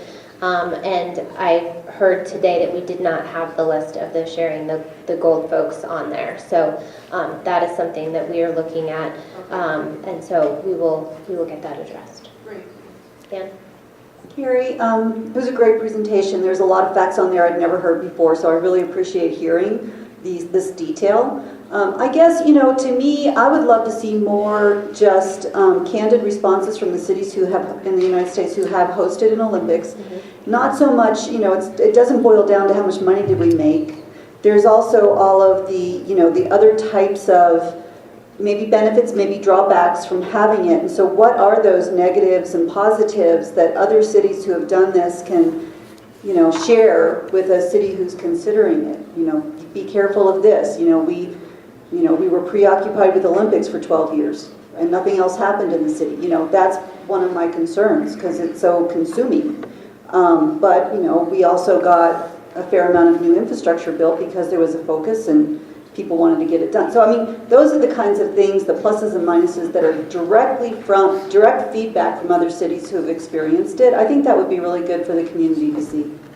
John? That's great. Oh, sorry. John, and then we need to Okay, speed it do up. the questions because we Okay, got 3 other First of agenda all, items. I think maybe I should call my old friend Dick Lamb and ask him if he would be willing to present the opposite view. I'm just jesting. I'm sure he would. I think the committee should take a cue from what we did here. The National Western put the thing on, not the National Western, it was come out of the National Western, the ballot for funding the National Western expansion, 2C, Amendment 2C. And the reason I mentioned Dick Lamb because it resonates. If we don't look at the past mistakes, we're doomed to commit them in the future. And my advice, it's not advice, I'll say this. I think if you don't put it on the ballot, someone will opposing it. So I think you should beat them to the punch. Put it on the ballot because that's exactly what we did 46 years ago. It was awarded and it was not right. It was put on the ballot and we beat it down. I still think that was the right thing that we did. And please, I don't know anyone on the committee. I would say... You don't know me? Oh, that's right. I'm sorry, Maria. Do what people are asking for. Put it on the ballot. Make a clean effort. Don't make the same mistakes previous administrations did, because then it was put on the ballot and was defeated. So, thank you, and thank you for your presentation here. You're welcome, and I will certainly take that back to the full committee. Can I make one last remark here? Maybe I was a little harsh in my criticism, but my big concern, I'll be honest. How could you be harsh? One of the needs is 5,500 units of housing. The first requirement there ought to be is that the neighborhoods are left intact, because this is a clear threat. I mean, this is Russia invading Poland or something. I mean, I think it is. I think it is. Watch it, Dave. It's too easy for you to just say, Illyria's gone. Watch it, Dave. Just, it's goodbye. It is. So, all right, sorry. The Germans invading Poland. I got one. Sorry. Yeah, I was going to say both happened. If you could guarantee that the neighborhoods were not invaded, that they're kept intact. Elyria has a lot of land, the junkyards and all of that. You could develop housing, but you can't just wipe out single-family homes that we spent years on a neighborhood plan for and spent years defending. the absolute intent is that this is a positive of course it's a positive for the community, both here in Denver and the mountains. So when we talk about 5,500 units, that would not all be here in Denver. Some of it would be in the mountains as well, because we would need housing for the athletes during the Olympics and the Paralympics in the mountain communities. In order to, because we're talking about both an Olympic and a Paralympic bid, there's a certain number of those units then that would need to be handicap accessible for the Paralympic athletes. Past cities, including Salt Lake City and Atlanta, converted their housing into student housing following the games. So that is a potential as we talk to some of our higher education partners, perhaps, if there is a need for additional student housing. Where are the needs in our community for workforce and affordable housing? So there's a lot of options on the table in terms of what that would mean both here in Denver and potentially in the mountains as well. Okay. Thank you. Thank you. Carrie. All right. Eric Anderson. Can we go to Start off. This isn't on. Can I use that one? I can't get this one on. Oh. You, Now it's there you go. working. Sorry. There you go. There's an on button. So we're going to have a pretty brief update since we have from our National Western Center office the next 3 agenda items. I'm going to talk about the short-term discussion on historic, and then Eric's going to talk about the historic strategy. There he is. And what materials we plan to bring forward to this group. The short-term, I mean, the theme on both of these is that we have a lot of work to do on the historic side. The 2 things I wanted to bring up are the continued discussion on the 4701 building. We are still waiting for the historic structural assessment to be completed. I think, John, we're targeting March 6th if we can. Yes. The reasons for the delay in that were the access to the building while mitigation was going on, so that it would be a safe environment for folks to go in. And we had 2 rounds of mitigation on that building. So, but John has been really helpful about speeding things up, having comments and review turned around. We're hopeful. He's helping us make up the gap created by the access. So more to come on that. And then just looking in the short term also for a continued discussion on this neighborhood edge and how you start to blend the campus boundary. Some of those structures create a really obvious opportunity to do that. So beyond the 4701 building. So at that point, I'll hand off to Eric to talk about the bigger picture. Okay, so there are 2 main components that are going on with historic work right now. So the first one is part of campus placemaking. We've talked about this before. So campus placemaking is doing something called a character areas memo, which is basically identifying what the character of the campus should be as we move forward for architecture and design and all those kind of components. Then there's a themes or treatments memo that has kind of stalled out at the moment, and the reason for that is that we need more input from a larger historic group, so I'll come back to that in a second. The third piece of that is a campus catalog of all the historic components on the campus, not just buildings, but things in the yards, the railroads, all those things need to be cataloged, and that's going to be coming up probably the next 30 to 60 days. We're going to go out there and shoot all that stuff. And then all those things come together in what we call the campus cultural plan, and that not only includes the historic components, but public arts, storytelling, music, what does the West mean for this campus, okay? So that's one ongoing component. The second ongoing component, which really needs to plug into the first one, is the historic process for all the historic buildings on campus. And so our consultants are gathering all the information with all the historic buildings. We will make an initial determination about what is eligible as a historic building and what isn't. Then we will review that with History Colorado and Historic Denver, the MIG team, campus placemaking, and then we're going to bring that draft back to this group, and I'm hoping it's next month, for a broader discussion about all the facilities on campus regarding historic, okay? From that, we will then draft a plan that will also be circulated probably the next month, so that you guys have ample input into all the historic components on the site. All right, so that's kind of our current process. So I will take any questions on that right now, if you have them. Okay.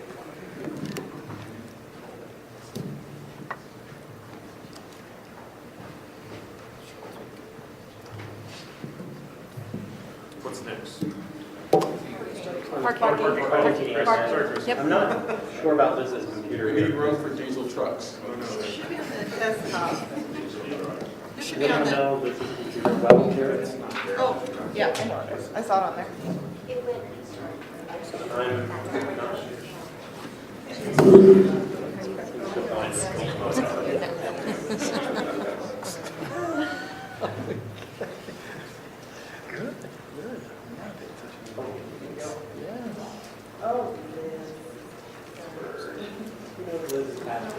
Let me call Liz.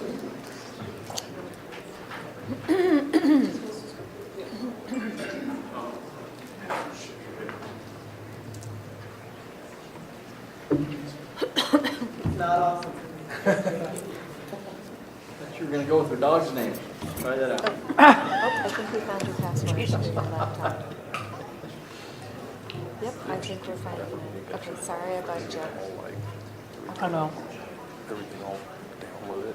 Yep, okay, thank you. It's hot stuff. Got it. Thank you.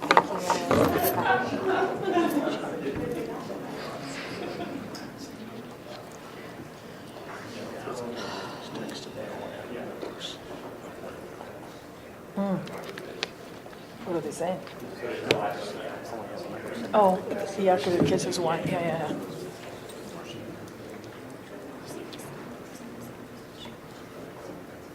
There we go. Yep. All right, fantastic. Okay. Well, thank you very much for the opportunity to come and present to you. When we were introduced earlier, my name is Chris Proud. I'm a project manager for transportation for Denver Public Works. And what I've got to present to you tonight is the final presentation that we're giving to you all on the National Western Center Parking and Transportation Demand Management, the technical study. And as you know, we've been working on this for about a year now, and the study is coming to a close with our technical recommendations. And then those recommendations will make their way into the placemaking study, where they'll be vetted further and determine exactly how we address the recommendations that we've made here. So I'll try and be as brief as possible, but I really do want to make sure we're giving you, good information and enough to understand. But we'll also give you access to the document at the end of the presentation. I'll show you the link. You can download it and go into the details of this as much as possible. And I'm always available to this group for questions after tonight as well. But I'll start out just by covering a bit of the context and process. How did we actually get to where we are today? And then finally, the strategic analysis. For the technical piece of it, what did we do? How did we get to the recommendations? And what are some of those key recommendations?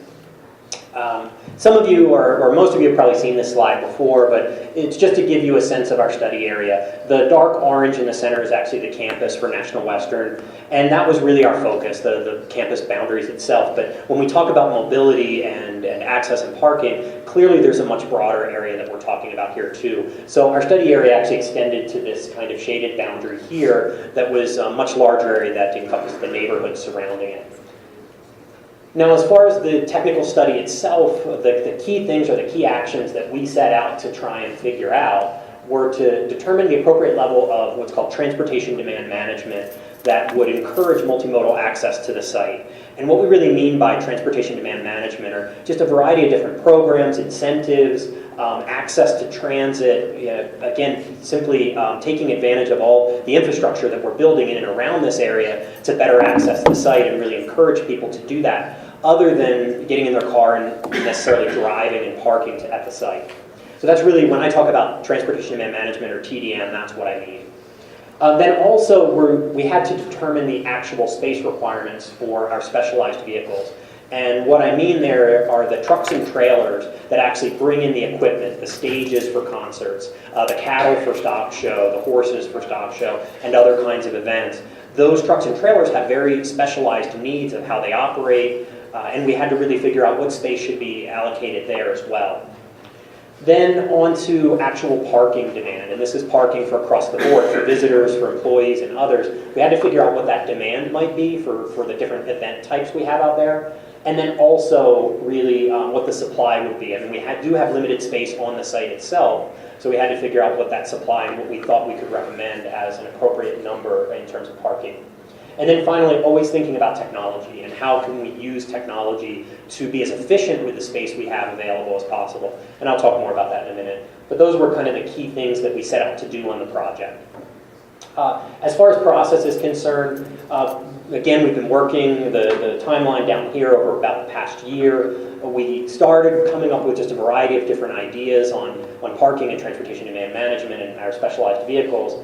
And then we ultimately analyzed what we thought that demand would be and really thought about infrastructure and how much infrastructure we would need to accommodate the parking, the TDM, and other pieces, kind of packaging that up and figuring out what it might cost before moving forward. And I think sort of the key thing on this particular slide, though, is the engagement and communications piece. And we've done throughout the study, working both with this group, with our general stakeholders out in the community, as well as our project management team. And I'll kind of talk through that a little bit here. Just a snapshot of some of the outreach that we've done to date. We had a project management team that we met with on a regular basis at our key milestones in the study. And that included lots of folks from the city, but also National Western Stock Show Association, Colorado State, various agencies like CDOT, RTD, DRCOG were all involved as well. So we met with those folks on regular intervals. If we needed to meet with them separately, if we needed a meeting with Stock Show, for example, we simply just sat down and met with them on a variety of different occasions to hash through some of the challenges. And then also we did a public open house, and we've met with this group. I think this is probably our 4th time presenting here to CAC tonight. And that is a snapshot. There was a lot of work that was done behind the scenes over the course of the past year, but it at least gives you a sense and some of the background. The piece that I'll walk into now is more the technical analysis component. And just so you know, I'll talk through it in the 3 different pieces: the transportation demand management first, then those specialized vehicles, the truck trailer stuff, and then we'll talk about parking. And another thing that I'll refer to is sort of event size, and that's important here, because when we analyzed this, we had to think about the different types of events that might occur out on the campus itself.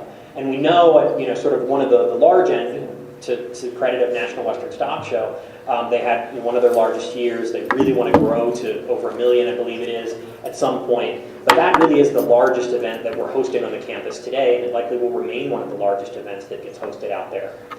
Then we have what we call a large concurrent event, which is probably the more typical event that we'll see on the site. And that would be an event that would host around 20,000 people. And that's visitors, employees, exhibitors, etc., all wrapped into that number. And then finally on the low end, we have kind of daily operations, and that's CSU staff or people coming for meetings, things like that, that might happen on just a day-to-day basis. But I will refer to those event sizes, and just so that you're familiar with those as we get in. As far as transportation demand management is concerned, when we started the technical study, our objective was really to, again, try and encourage people to access the site in different ways and really reduce vehicle miles traveled. So we looked at a lot of strategies to do that, but that was our basic objective. I have one of these little sort of process graphics for each of the 3 topics that I'm going to talk about, and it gives you a kind of step-by-step of what we did under each one. And for transportation demand management, we started with looking at all the different ideas we could. We looked at other cities and other event complexes around the country and the world, really, and what they're doing. We came up with a lot of ideas about transportation demand management programs, and again, these are a whole host of different ones. And I'm not going to show you all of the things that we considered, but really more how we got to that point. But we modeled it to try and see what kind of effectiveness some of these programs could have, and how could that actually draw back the demand for parking if people are coming via transit or walking or biking or different things. How does that draw back the demand that we have for parking? Then we developed our strategies out of that, and that's really how we came up with our recommendations on transportation demand management. And there's a lot of them in the document, so I'm not going to hit all of them. These are really the highlights for you. But we're suggesting that a campus mobility coordinator be hired, and this would be a person who would be kind of a champion for these TDM programs, help us to find funds in order to implement them, manage them, and really hopefully advance these components forward. We don't know where that would be housed, so that's still outstanding. We are suggesting to develop and implement the programs that we have identified in the document, and there's a lot of them, but one thing I will say is that they grow as the campus grows. We think that there's a certain number that makes sense as the campus is starting to develop, phases 1 and 2, and then as through full build-out, there's more programs we would suggest. We want to monitor these programs because we need to know, are they having the desired effect that we anticipated coming into it? And if they don't, we need to be able to mix it up and change those to get the desired effect. And then finally, we want to pursue TDM support, both funding and just logistical and intelligence support from our regional partners, say like DRCOG. So that is the TDM, and again, there's a lot more behind it in the document, and I'll direct you there. But we'll move on to the specialized vehicles piece. And again, this is really about how much space do we need for the truck and trailer movements that are happening on the site on a regular basis for events. And our objective there really was to make sure that we are setting up the campus for success, to make sure that these particular vendors and our exhibitors can operate on the site successfully. Again, another process chart here of how we approached this one. We started by talking with all the different exhibitors that are out there that we've been working with that do events on site, with the livestock community, with the equine horse community, with rodeo, with other vendors that are putting on special events on the site, just a whole host of them to understand what it is that they do, what's the space that they need. We then, through those interviews and direct conversations, we came up with a whole list of assumptions and sort of added space to that, understanding how they might move a truck or trailer, how they actually bring their cattle off the truck and then have to tie them up for a particular period of time before they ever get into the barns. We had to account for all that space. But we got them to buy off on those assumptions before we started to see how operationally this would work. When did different kinds of activities overlap? What are the kind of vehicles they're working with? How big are they? What space do they need to turn? There's just a lot that goes into this that you might not ever realize. Nonetheless, that really gave us our space requirements that we believe we need on site in order to have these types of trucks and trailers, at least for a large concurrent event, operate on a regular basis. And that's about 11.3 acres. And I point out again that it is a large concurrent event. That's the more typical event. Stock Show is a very special situation where clearly they have more need and higher attendance at that event. And we do have strategies for exactly how we address that within the document. But typically we focused on that large concurrent event because that's our sort of typical kind of event that's happening out there. We think that a portion of the yards, when they're not being used during these large concurrent events, could be allocated to part of truck trailer operations as well. We're talking about trying to dedicate or recommending dedicating about 8.6 acres as some kind of permanent improved truck trailer operations area, so it's set up year-round for that kind of operation. And then really prioritizing our exhibitors over others. If we think about all the users of the site, the exhibitors are the ones that kind of make the events out there successful. They're the reason that people come and visit the site. So we're looking at giving those exhibitors priority. So that's our specialized vehicle piece. And now I'll just move into the parking quickly. In terms of just parking and our goals from the get-go, we want to make sure we are supporting the success of growth out on the campus. Again, we know Stock Show wants to grow considerably. We really want to see these kinds of events happening on a regular basis, and this be a successful event space as well. So, with that said, we had to determine what we thought the parking demand would be. And we went through this process or calculation to really do that, and we modeled parking essentially.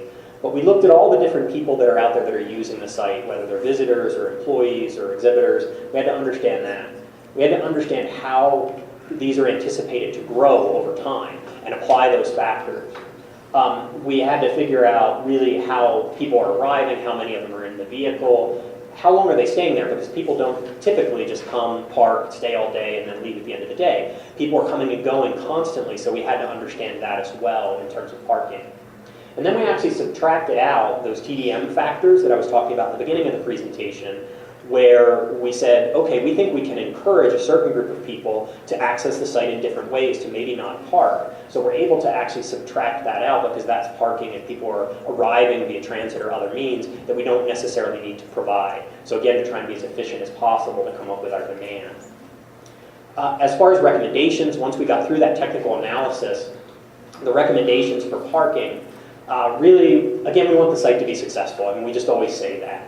But really, we also needed to show how we address parking demand for all types of events. Again, what we're recommending is typically for the large concurrent event, but we have these larger events like Stock Show and others, and we have strategies in there of how we deal with demand above and beyond what might be supplied on the actual campus. We're suggesting developing about 5,900 permanent spaces on the site and about 1,600 what we're calling flexible spaces. And the flex spaces are really the yards area. That you could utilize for all types of things, but parking for certain events could be one of those uses. And again, we believe that based on our analysis, that those numbers really do satisfy that typical large event. And then we have strategies for Stock Show that would exceed that demand for at least 6 to 9 days throughout the year. So that's kind of what we've understood based on our analysis, is that there really are only about 6 to 9 days out of the year that we would exceed the demand of parking that we're recommending be located on site. And we have various strategies, thinking about off-site parking agreements, but expanding upon those like we have today, and really thinking about how we develop a robust shuttle system that might be able to bring people in from outlying parking lots to the site itself without them driving directly and parking on the campus. So these could be parking lots throughout the region. and really thinking about how people access the site from all the way around as opposed to just one area. Developing what we're calling mobility hubs. A couple more recommendations on parking I'll just point out here. One definitely is about technology, trying to think about how we use technology for payments, for reservations, for real-time information when somebody leaves a parking space and that parking space is then available that somebody can take it. So we, again, have limited space on site and we want to be efficient with that space as possible. We're also recommending applying parking fees for all the events that are on the site. And really develop that revenue off of those to fund back into the mobility system. But we believe that that's an important component as well. And then also just designing any parking structures that are built on site, whether they're underground or above ground, that they can load and unload within 30 minutes or less. And that is pretty much an industry standard, but it's not what we see as the norm throughout the metro area, so we wanted to make sure that was included as well. So those are the highlights. Again, there's a lot more detail that goes into this. And this technical analysis, just so you understand, continues to move forward. I mean, we've come up with these recommendations, but we're really going to transition these recommendations to the placemaking study, and then from a physical perspective of exactly how those recommendations get implemented on site, that really is the next phase of things. You can dig into the document as much as you like. There is really a lot there, much more than I've been able to give you tonight. And if you go to the National Western Center's data hub on the website, you can click it and download that full document as well. So I think that's everything I have, unless I've missed something. If I can just add first a thank you to the team that worked on this. It was a lot of analytics. The other place that this goes, in addition to placemaking, it's really something that the authority needs to pick up and understand, because a lot of it is about operations and guiding the capital build team that we lead, so that we start to work together on this, on what happens next. So there's a couple of places that this needs to go, but the authority is one. And Joe is not in the room, but Liliana, if you could share that with the chairperson. Thank you. Drew, you want to pass that down? I can. Oh, okay.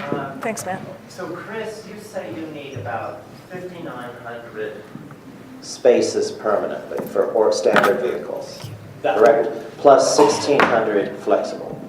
That's correct. Okay, so I use a figure of about a parking space 30 feet by 10 feet. It's about 300 square feet per parking spot. If you multiply that times 6,000, you get about 1.8 million square feet for parking, standard vehicles. This is what you're, tell me if I'm wrong. Correct. And then that, let me finish, that comes to 41 acres on a site that is, remind me, how many, is it 100 and, I mean, not everything, just roughly. approximately 250 with the entire build out. Okay, I think that's including the space near the TOD in Elyria.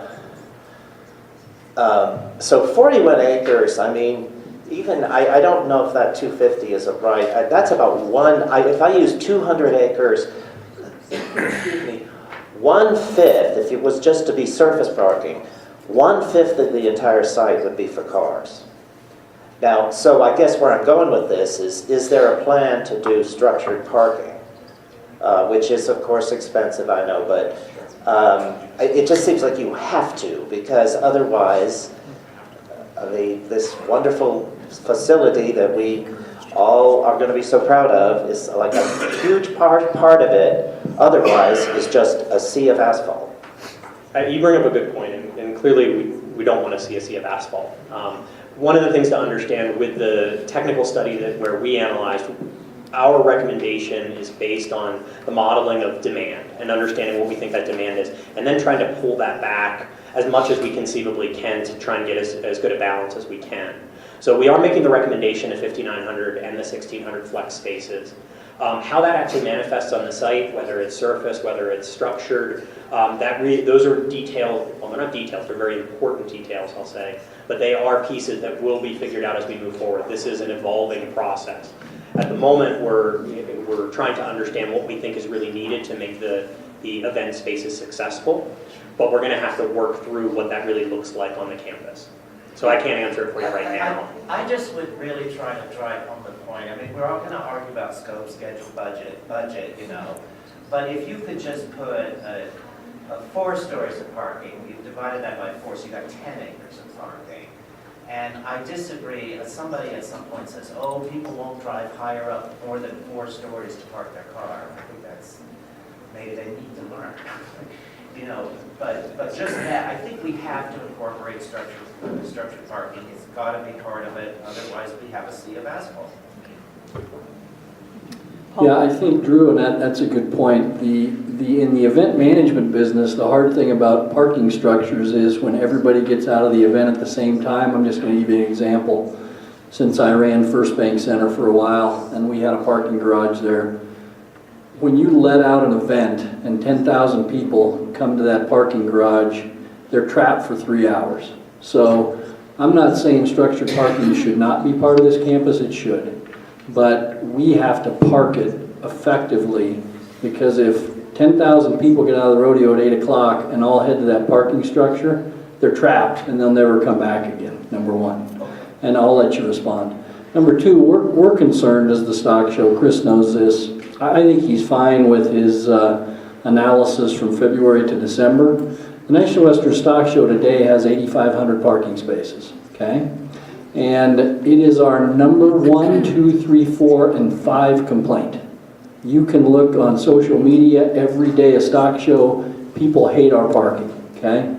And, you know, when we're parking 300,000 cars in 16 days, I wish society would change, right? I wish everybody would take the commuter rail line that's going to come out here. I wish everybody would take Uber. I wish everybody would take the bus. It's just not happening.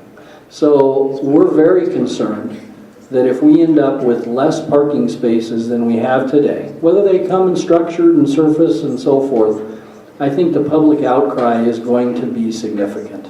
Significant. So I just want to make that point to the group here. Yeah, I you know, maybe, I don't know if it becomes so inconvenient to park. Maybe that's part of factors into your demand. I mean, people don't want to, there's no demand to bring a car there. I mean, I think, Paul, you talked about the downsides of that too, people, you know. But I think we just have to do it. I mean, I know structured parking is expensive, but people do it. I mean, you know, they do it at the Denver Center for Performing Arts.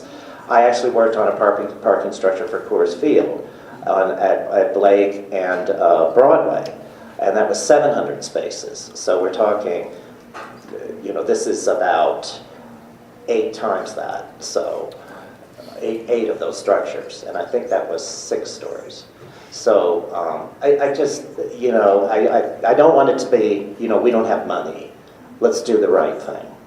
I mean, I'll add something about parking. I'm by no means an expert, but I am someone who parks in basically a 13-story parking structure every day.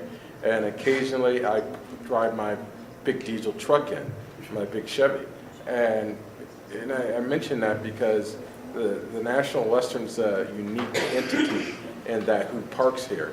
And structures don't work well for folks in big trucks, necessarily. I spend most of my morning, if I do drive my truck instead of my Grand Cherokee in, I spend most of the drive in and out of the parking structure feeling like the top of my truck is going to scrape on something. And in trying to make turns in a tight parking garage is exceptionally hard in the truck.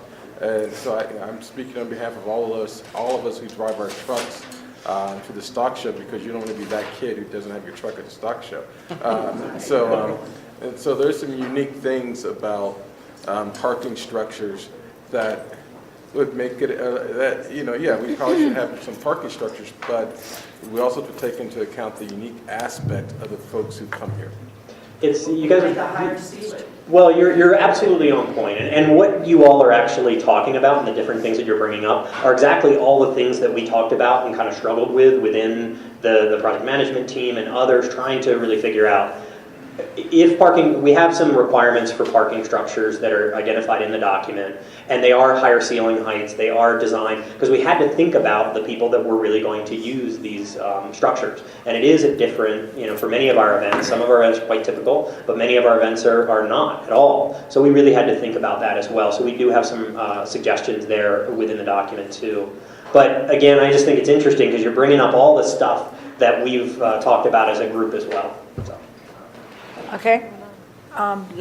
Any other final questions for this? Let's move on to placemaking. Yeah, Jay? placemaking. Yeah. But now I'm really excited. You should be.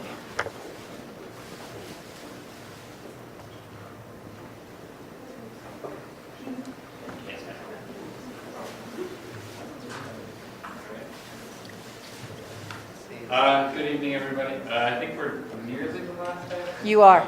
Well, no, Chris is doing, you're going to still do an update. Okay, great.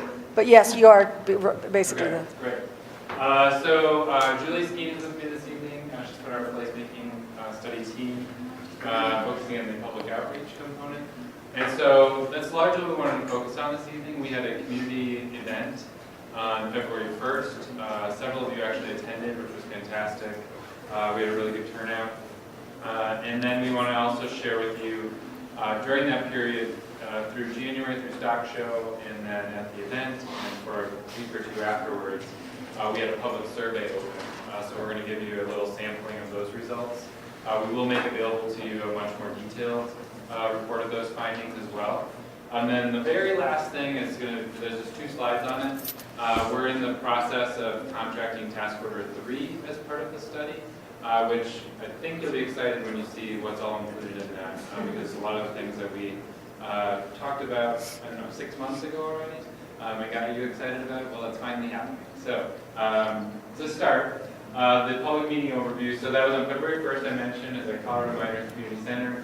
We had approximately 50 members of the community in attendance. Most folks were local from GES neighborhoods. And what we did was basically sharing information about the site planning effort that was going on. I think we had done an update to you just a week prior to that.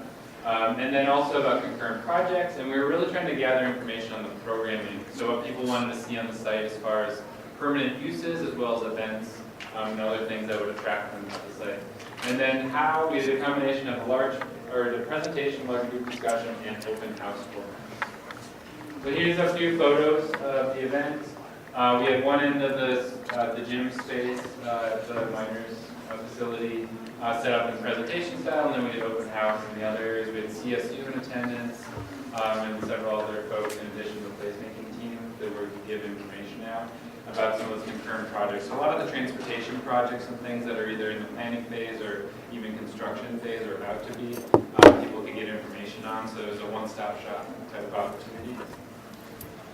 And a couple of the highlights from the large group discussion related to grading and drainage, and there was much more than this. Some of it's actually touched on in my subsequent slides on the boards, but floodway concerns for flood-prone areas near the river. So how are we addressing those in the site design and making sure that we really emphasize those and create amenities out of some of those floodway conditions. Drainage and river solutions are an integral part of the plan. On the land use side and the programming, people were thinking, again, about the riverfront, but thinking about other uses that could help activate that space and making sure there wasn't just an open space that ended up being a homeless encampment or sort of a scary space for people who might be using that, even if there aren't other people there. Utilizing technology as a component to provide interest along the riverfront. Technology was it came up several times in a large group conversation about making sure that we are creating a cutting-edge facility that integrates technology in a lot of different ways, while still harkening to the kind of the heritage of the site, including those historic components. So that was a really interesting balance that we need to try to achieve as the design progresses. Interest in the future plans for the TPS site. People felt like that was a really great opportunity, at least moving forward, for connection to the neighborhood. A desire for mixed income, affordable housing that blends with the neighborhood, along with small retail components, and a desire for healthy and affordable food. Drew brought up the connection through the site. That also came up in the large group discussion.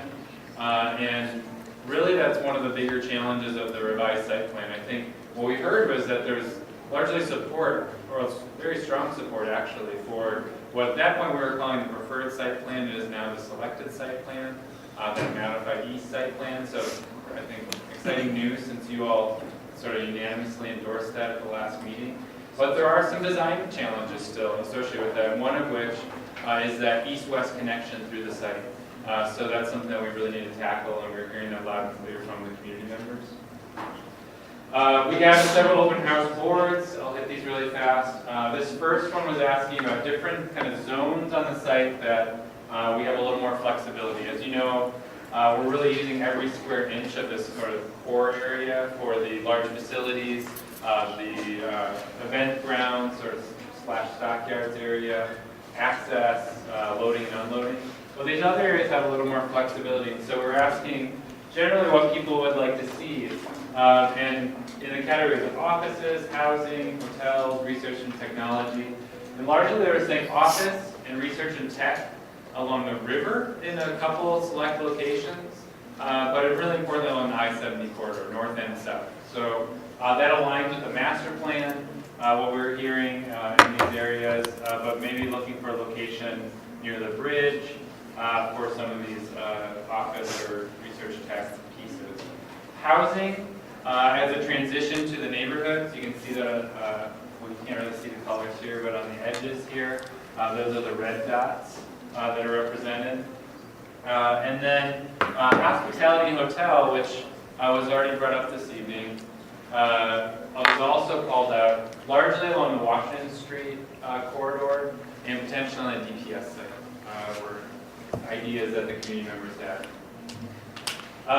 Looking at then some of the events that might happen on the site, what people said that they would come and visit. You know, so largely the community members, what would get them to actually come and use the site, so that the facility is not just something that attracts people from around the region and around the country, but is actually a resource for the surrounding community members. So it's a fairly strong desire for local healthy food and restaurants on site. Affordability again was emphasized in some of the comments that were given. Strong desire for arts and cultural uses and programming, and then some modest support for shopping and other entertainment, a little less than we anticipated. The emphasis again was more on food and cultural events.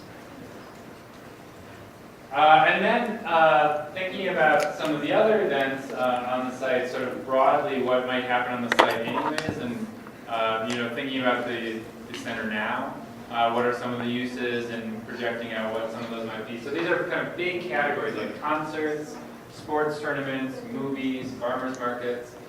All of these types garnered support. So people were interested in a variety of events, importantly, but the strongest was the farmers market, which ties to the agricultural piece of food component that we've been hearing about, but is also a really important part of the vision for the campus.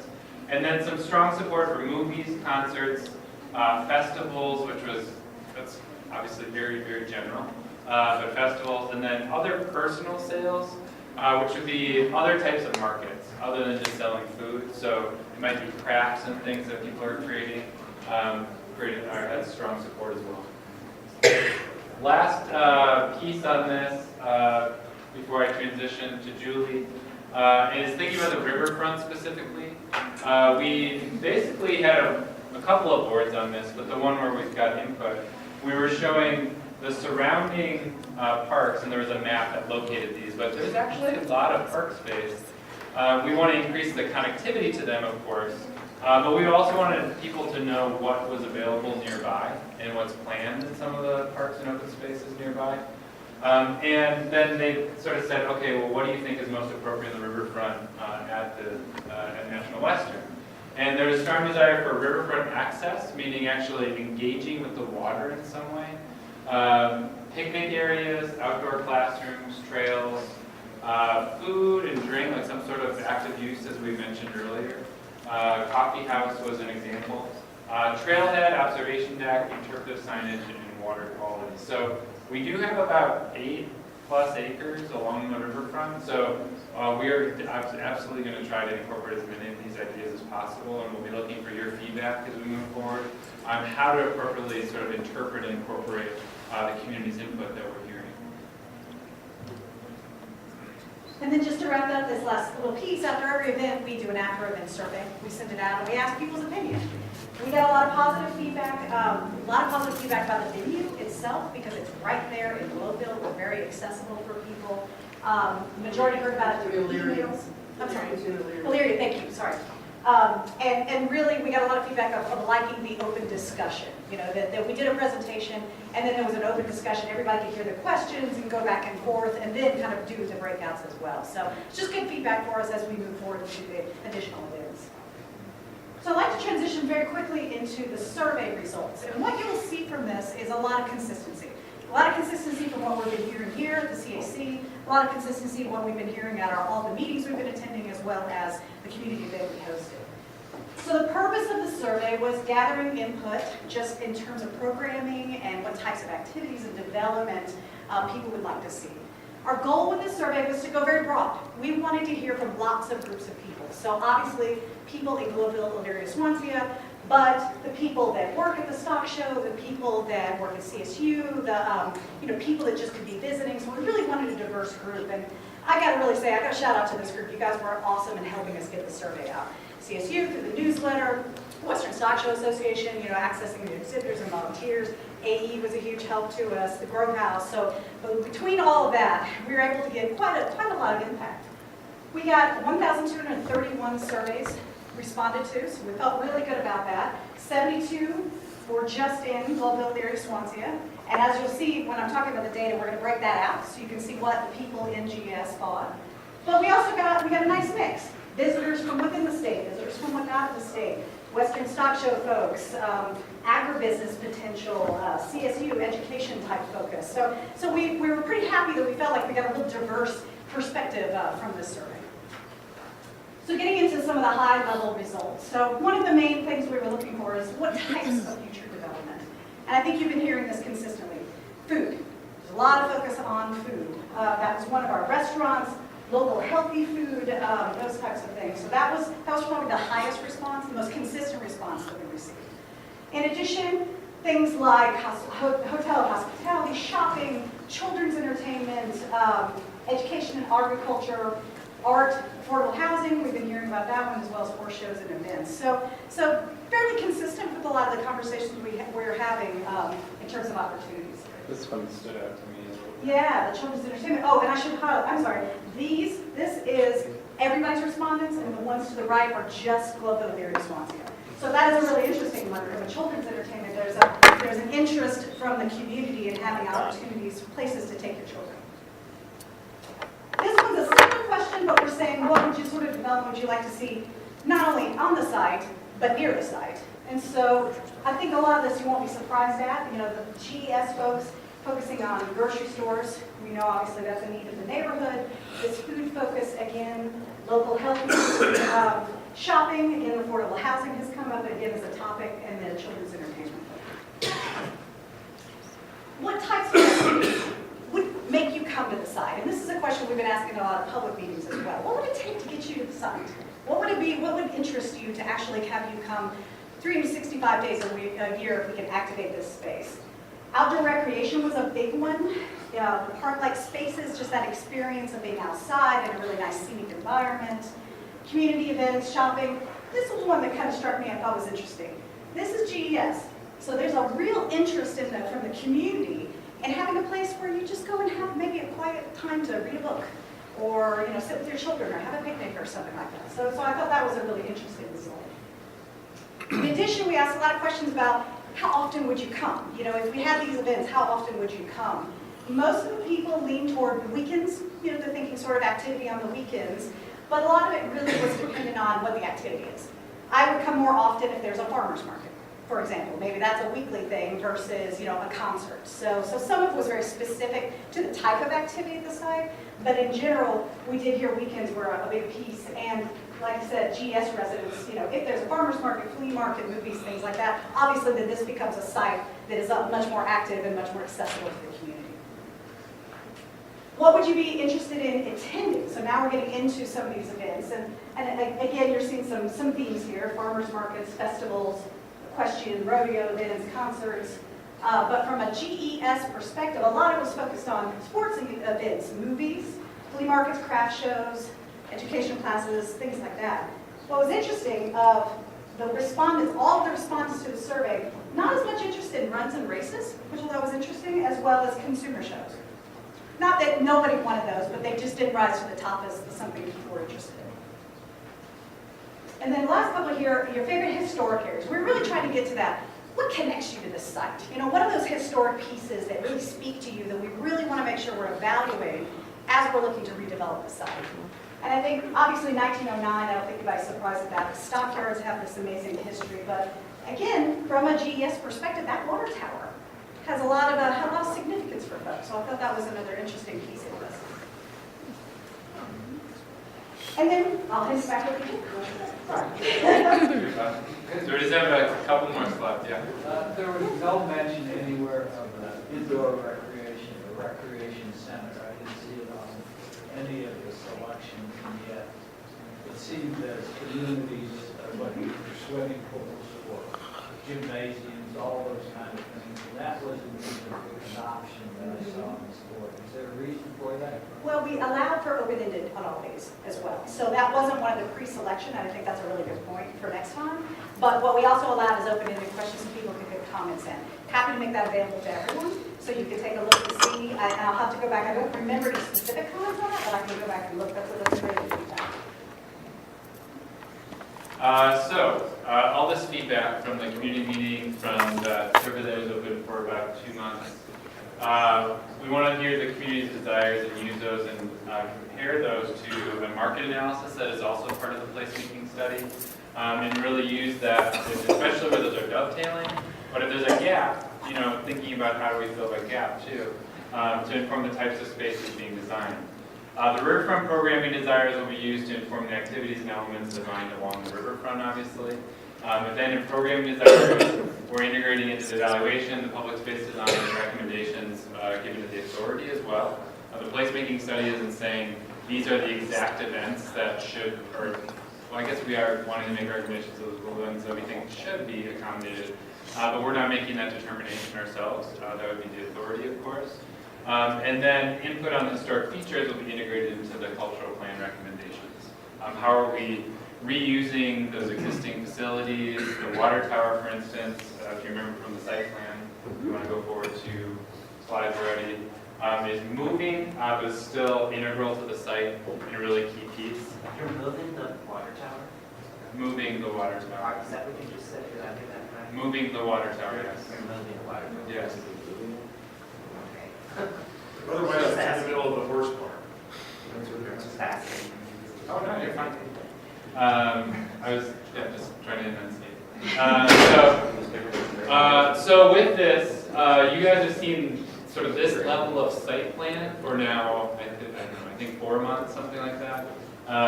And now that this is the selected site plan, what we need to do is start addressing some of those remaining issues with connectivity, but obviously get into the meat of the public realm design. And so if you advance the slide, as I said, we're working on task order 3, getting it under contract, and we're hoping to start in the next couple of weeks.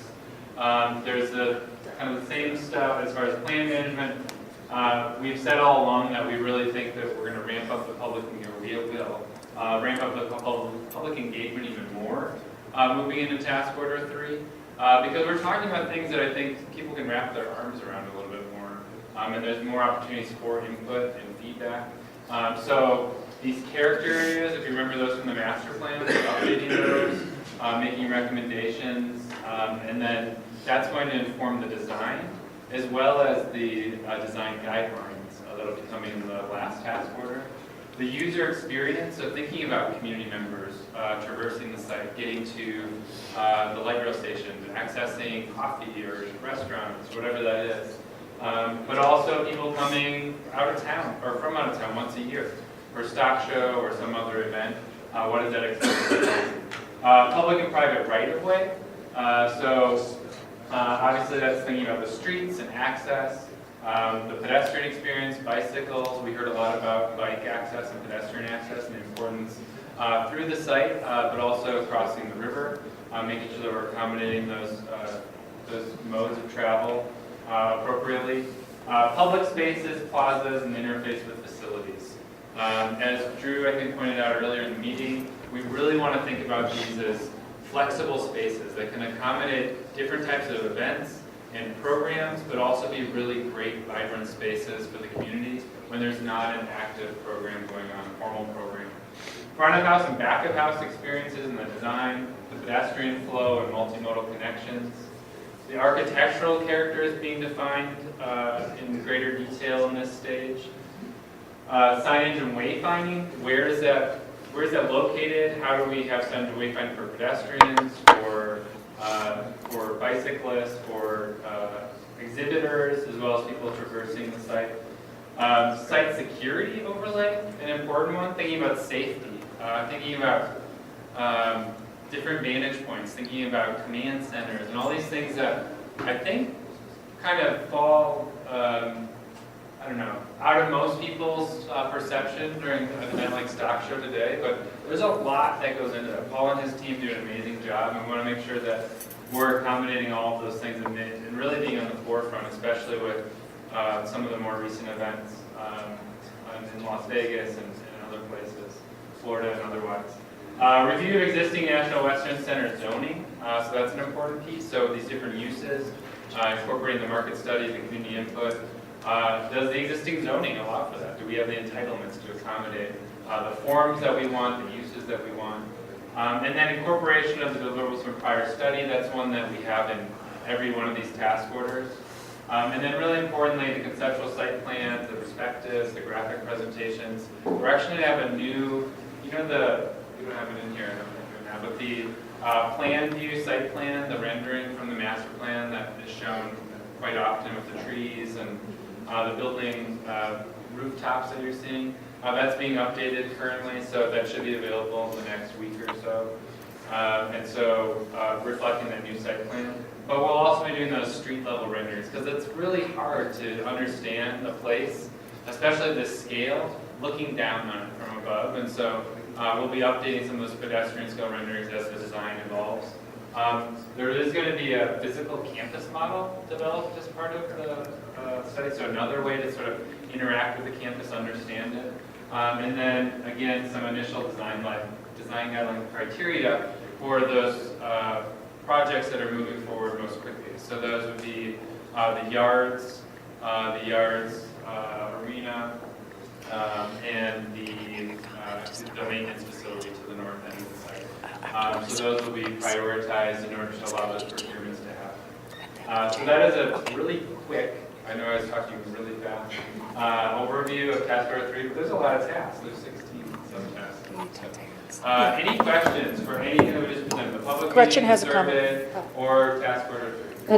And not to interrupt the questions, but just if there's anyone here or you know of someone that wants to engage in these tasks and doesn't know how, to follow up with Jay and Julie after this meeting, because the intent of this is to ramp up the engagement. So I know that we have that question has come up on the historic side, but this is the time to understand when and how to plug into this series of meetings, which there's a huge public component to them.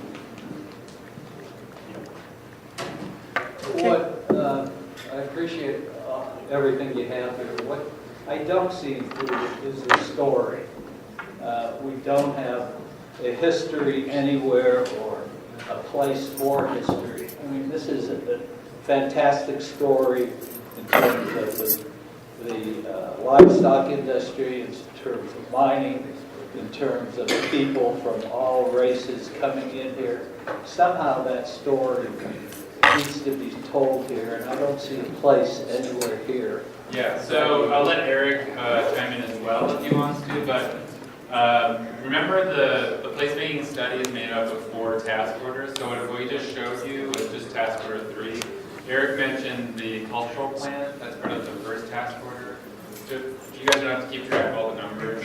But the cultural plan is doing just that. It's articulating that story, the physical aspects, the cultural aspects, the truth, I mean, some of it's oral history, so all different aspects of that story. And our job in task order 3 is beginning to integrate that into the physical form of the place. So that has public art implications, it has implications for the architectural form, adaptive reuse of some of the historic structures that are there, as well as a lot of historic material. Eric was talking about the catalog of all the things that are on site. There's a boneyard, I don't know if people know that, on the north end of the stockyards. There's all these bricks and, different latches and things like that. And we want to incorporate that into the design as much as possible. Well, we've talked about elements that the community might want. And it just seemed to me somewhere there should be somewhat of a repository where in the community there's some wonderful videos of the early meat packing, but it's just a people thing, and I think the people generally get left out. Yeah, we see the artifacts and the history, people are always into what the buildings look like. But it's really the story of the people that I think somehow in this whole process we need to make sure gets included. Well said. Agreed. What do you mean front of the house and back of the house and then the Yeah, so that it's sort of, if you think about the people who, whether it's stock show or another event, there's the people who are part of putting on the show. So that'd be more the back of house. So where are they loading and unloading? Where is that sort of AV setup? The trailer and where all the wires are running in the building. And there's a front of house, which would be the patron, the visitors, right? So what is that experience like? And the interest, I think one of the reasons that we call it out specifically, it's always dealt with a facility like this or a campus like this. But there's a lot of intermingling that happens. And that's one of the beauties of the stock show. We want to make sure that's safe, that it's convenient, that it's available. Okay, and it's real late, so for future discussion. Yeah. When you say, if you know any people that want to plug in, I honestly, how many total did you get from the 80216 zip code? From 80216 72, okay. That's an issue to me. But, and I didn't help that much, but I did get them in Valdez Prairie Library, so I think it would be good to have that on the list. We need to activate that.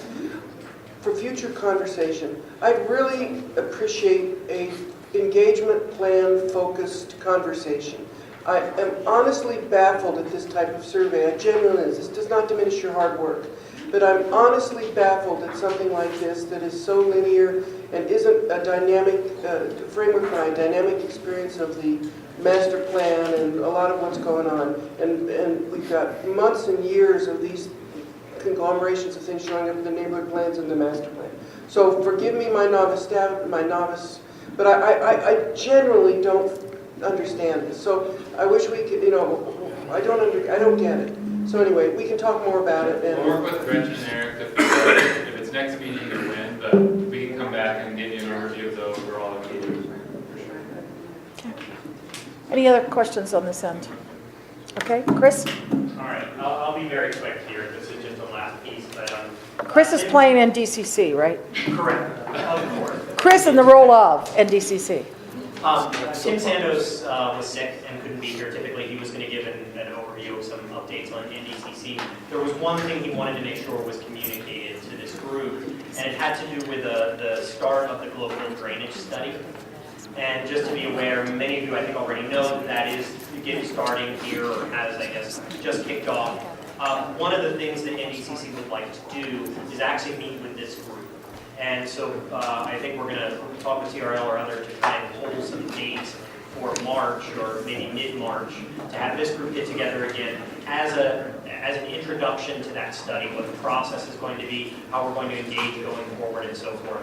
So we'll be reaching out to all of you to try and figure out a date that works for the majority of people. Yep. And I think that was it. you're talking about a special meeting on Yes, on drainage. Correct. Why can't that just be a public meeting on drainage and we can come if we want? Well, I think there is a public outreach component that's developed as part of the project. So why do we? And this kind of a meeting, anyone can come to as well. I mean, it's just like CAC, we have the audience as well, so it will be no different. The public can attend if they choose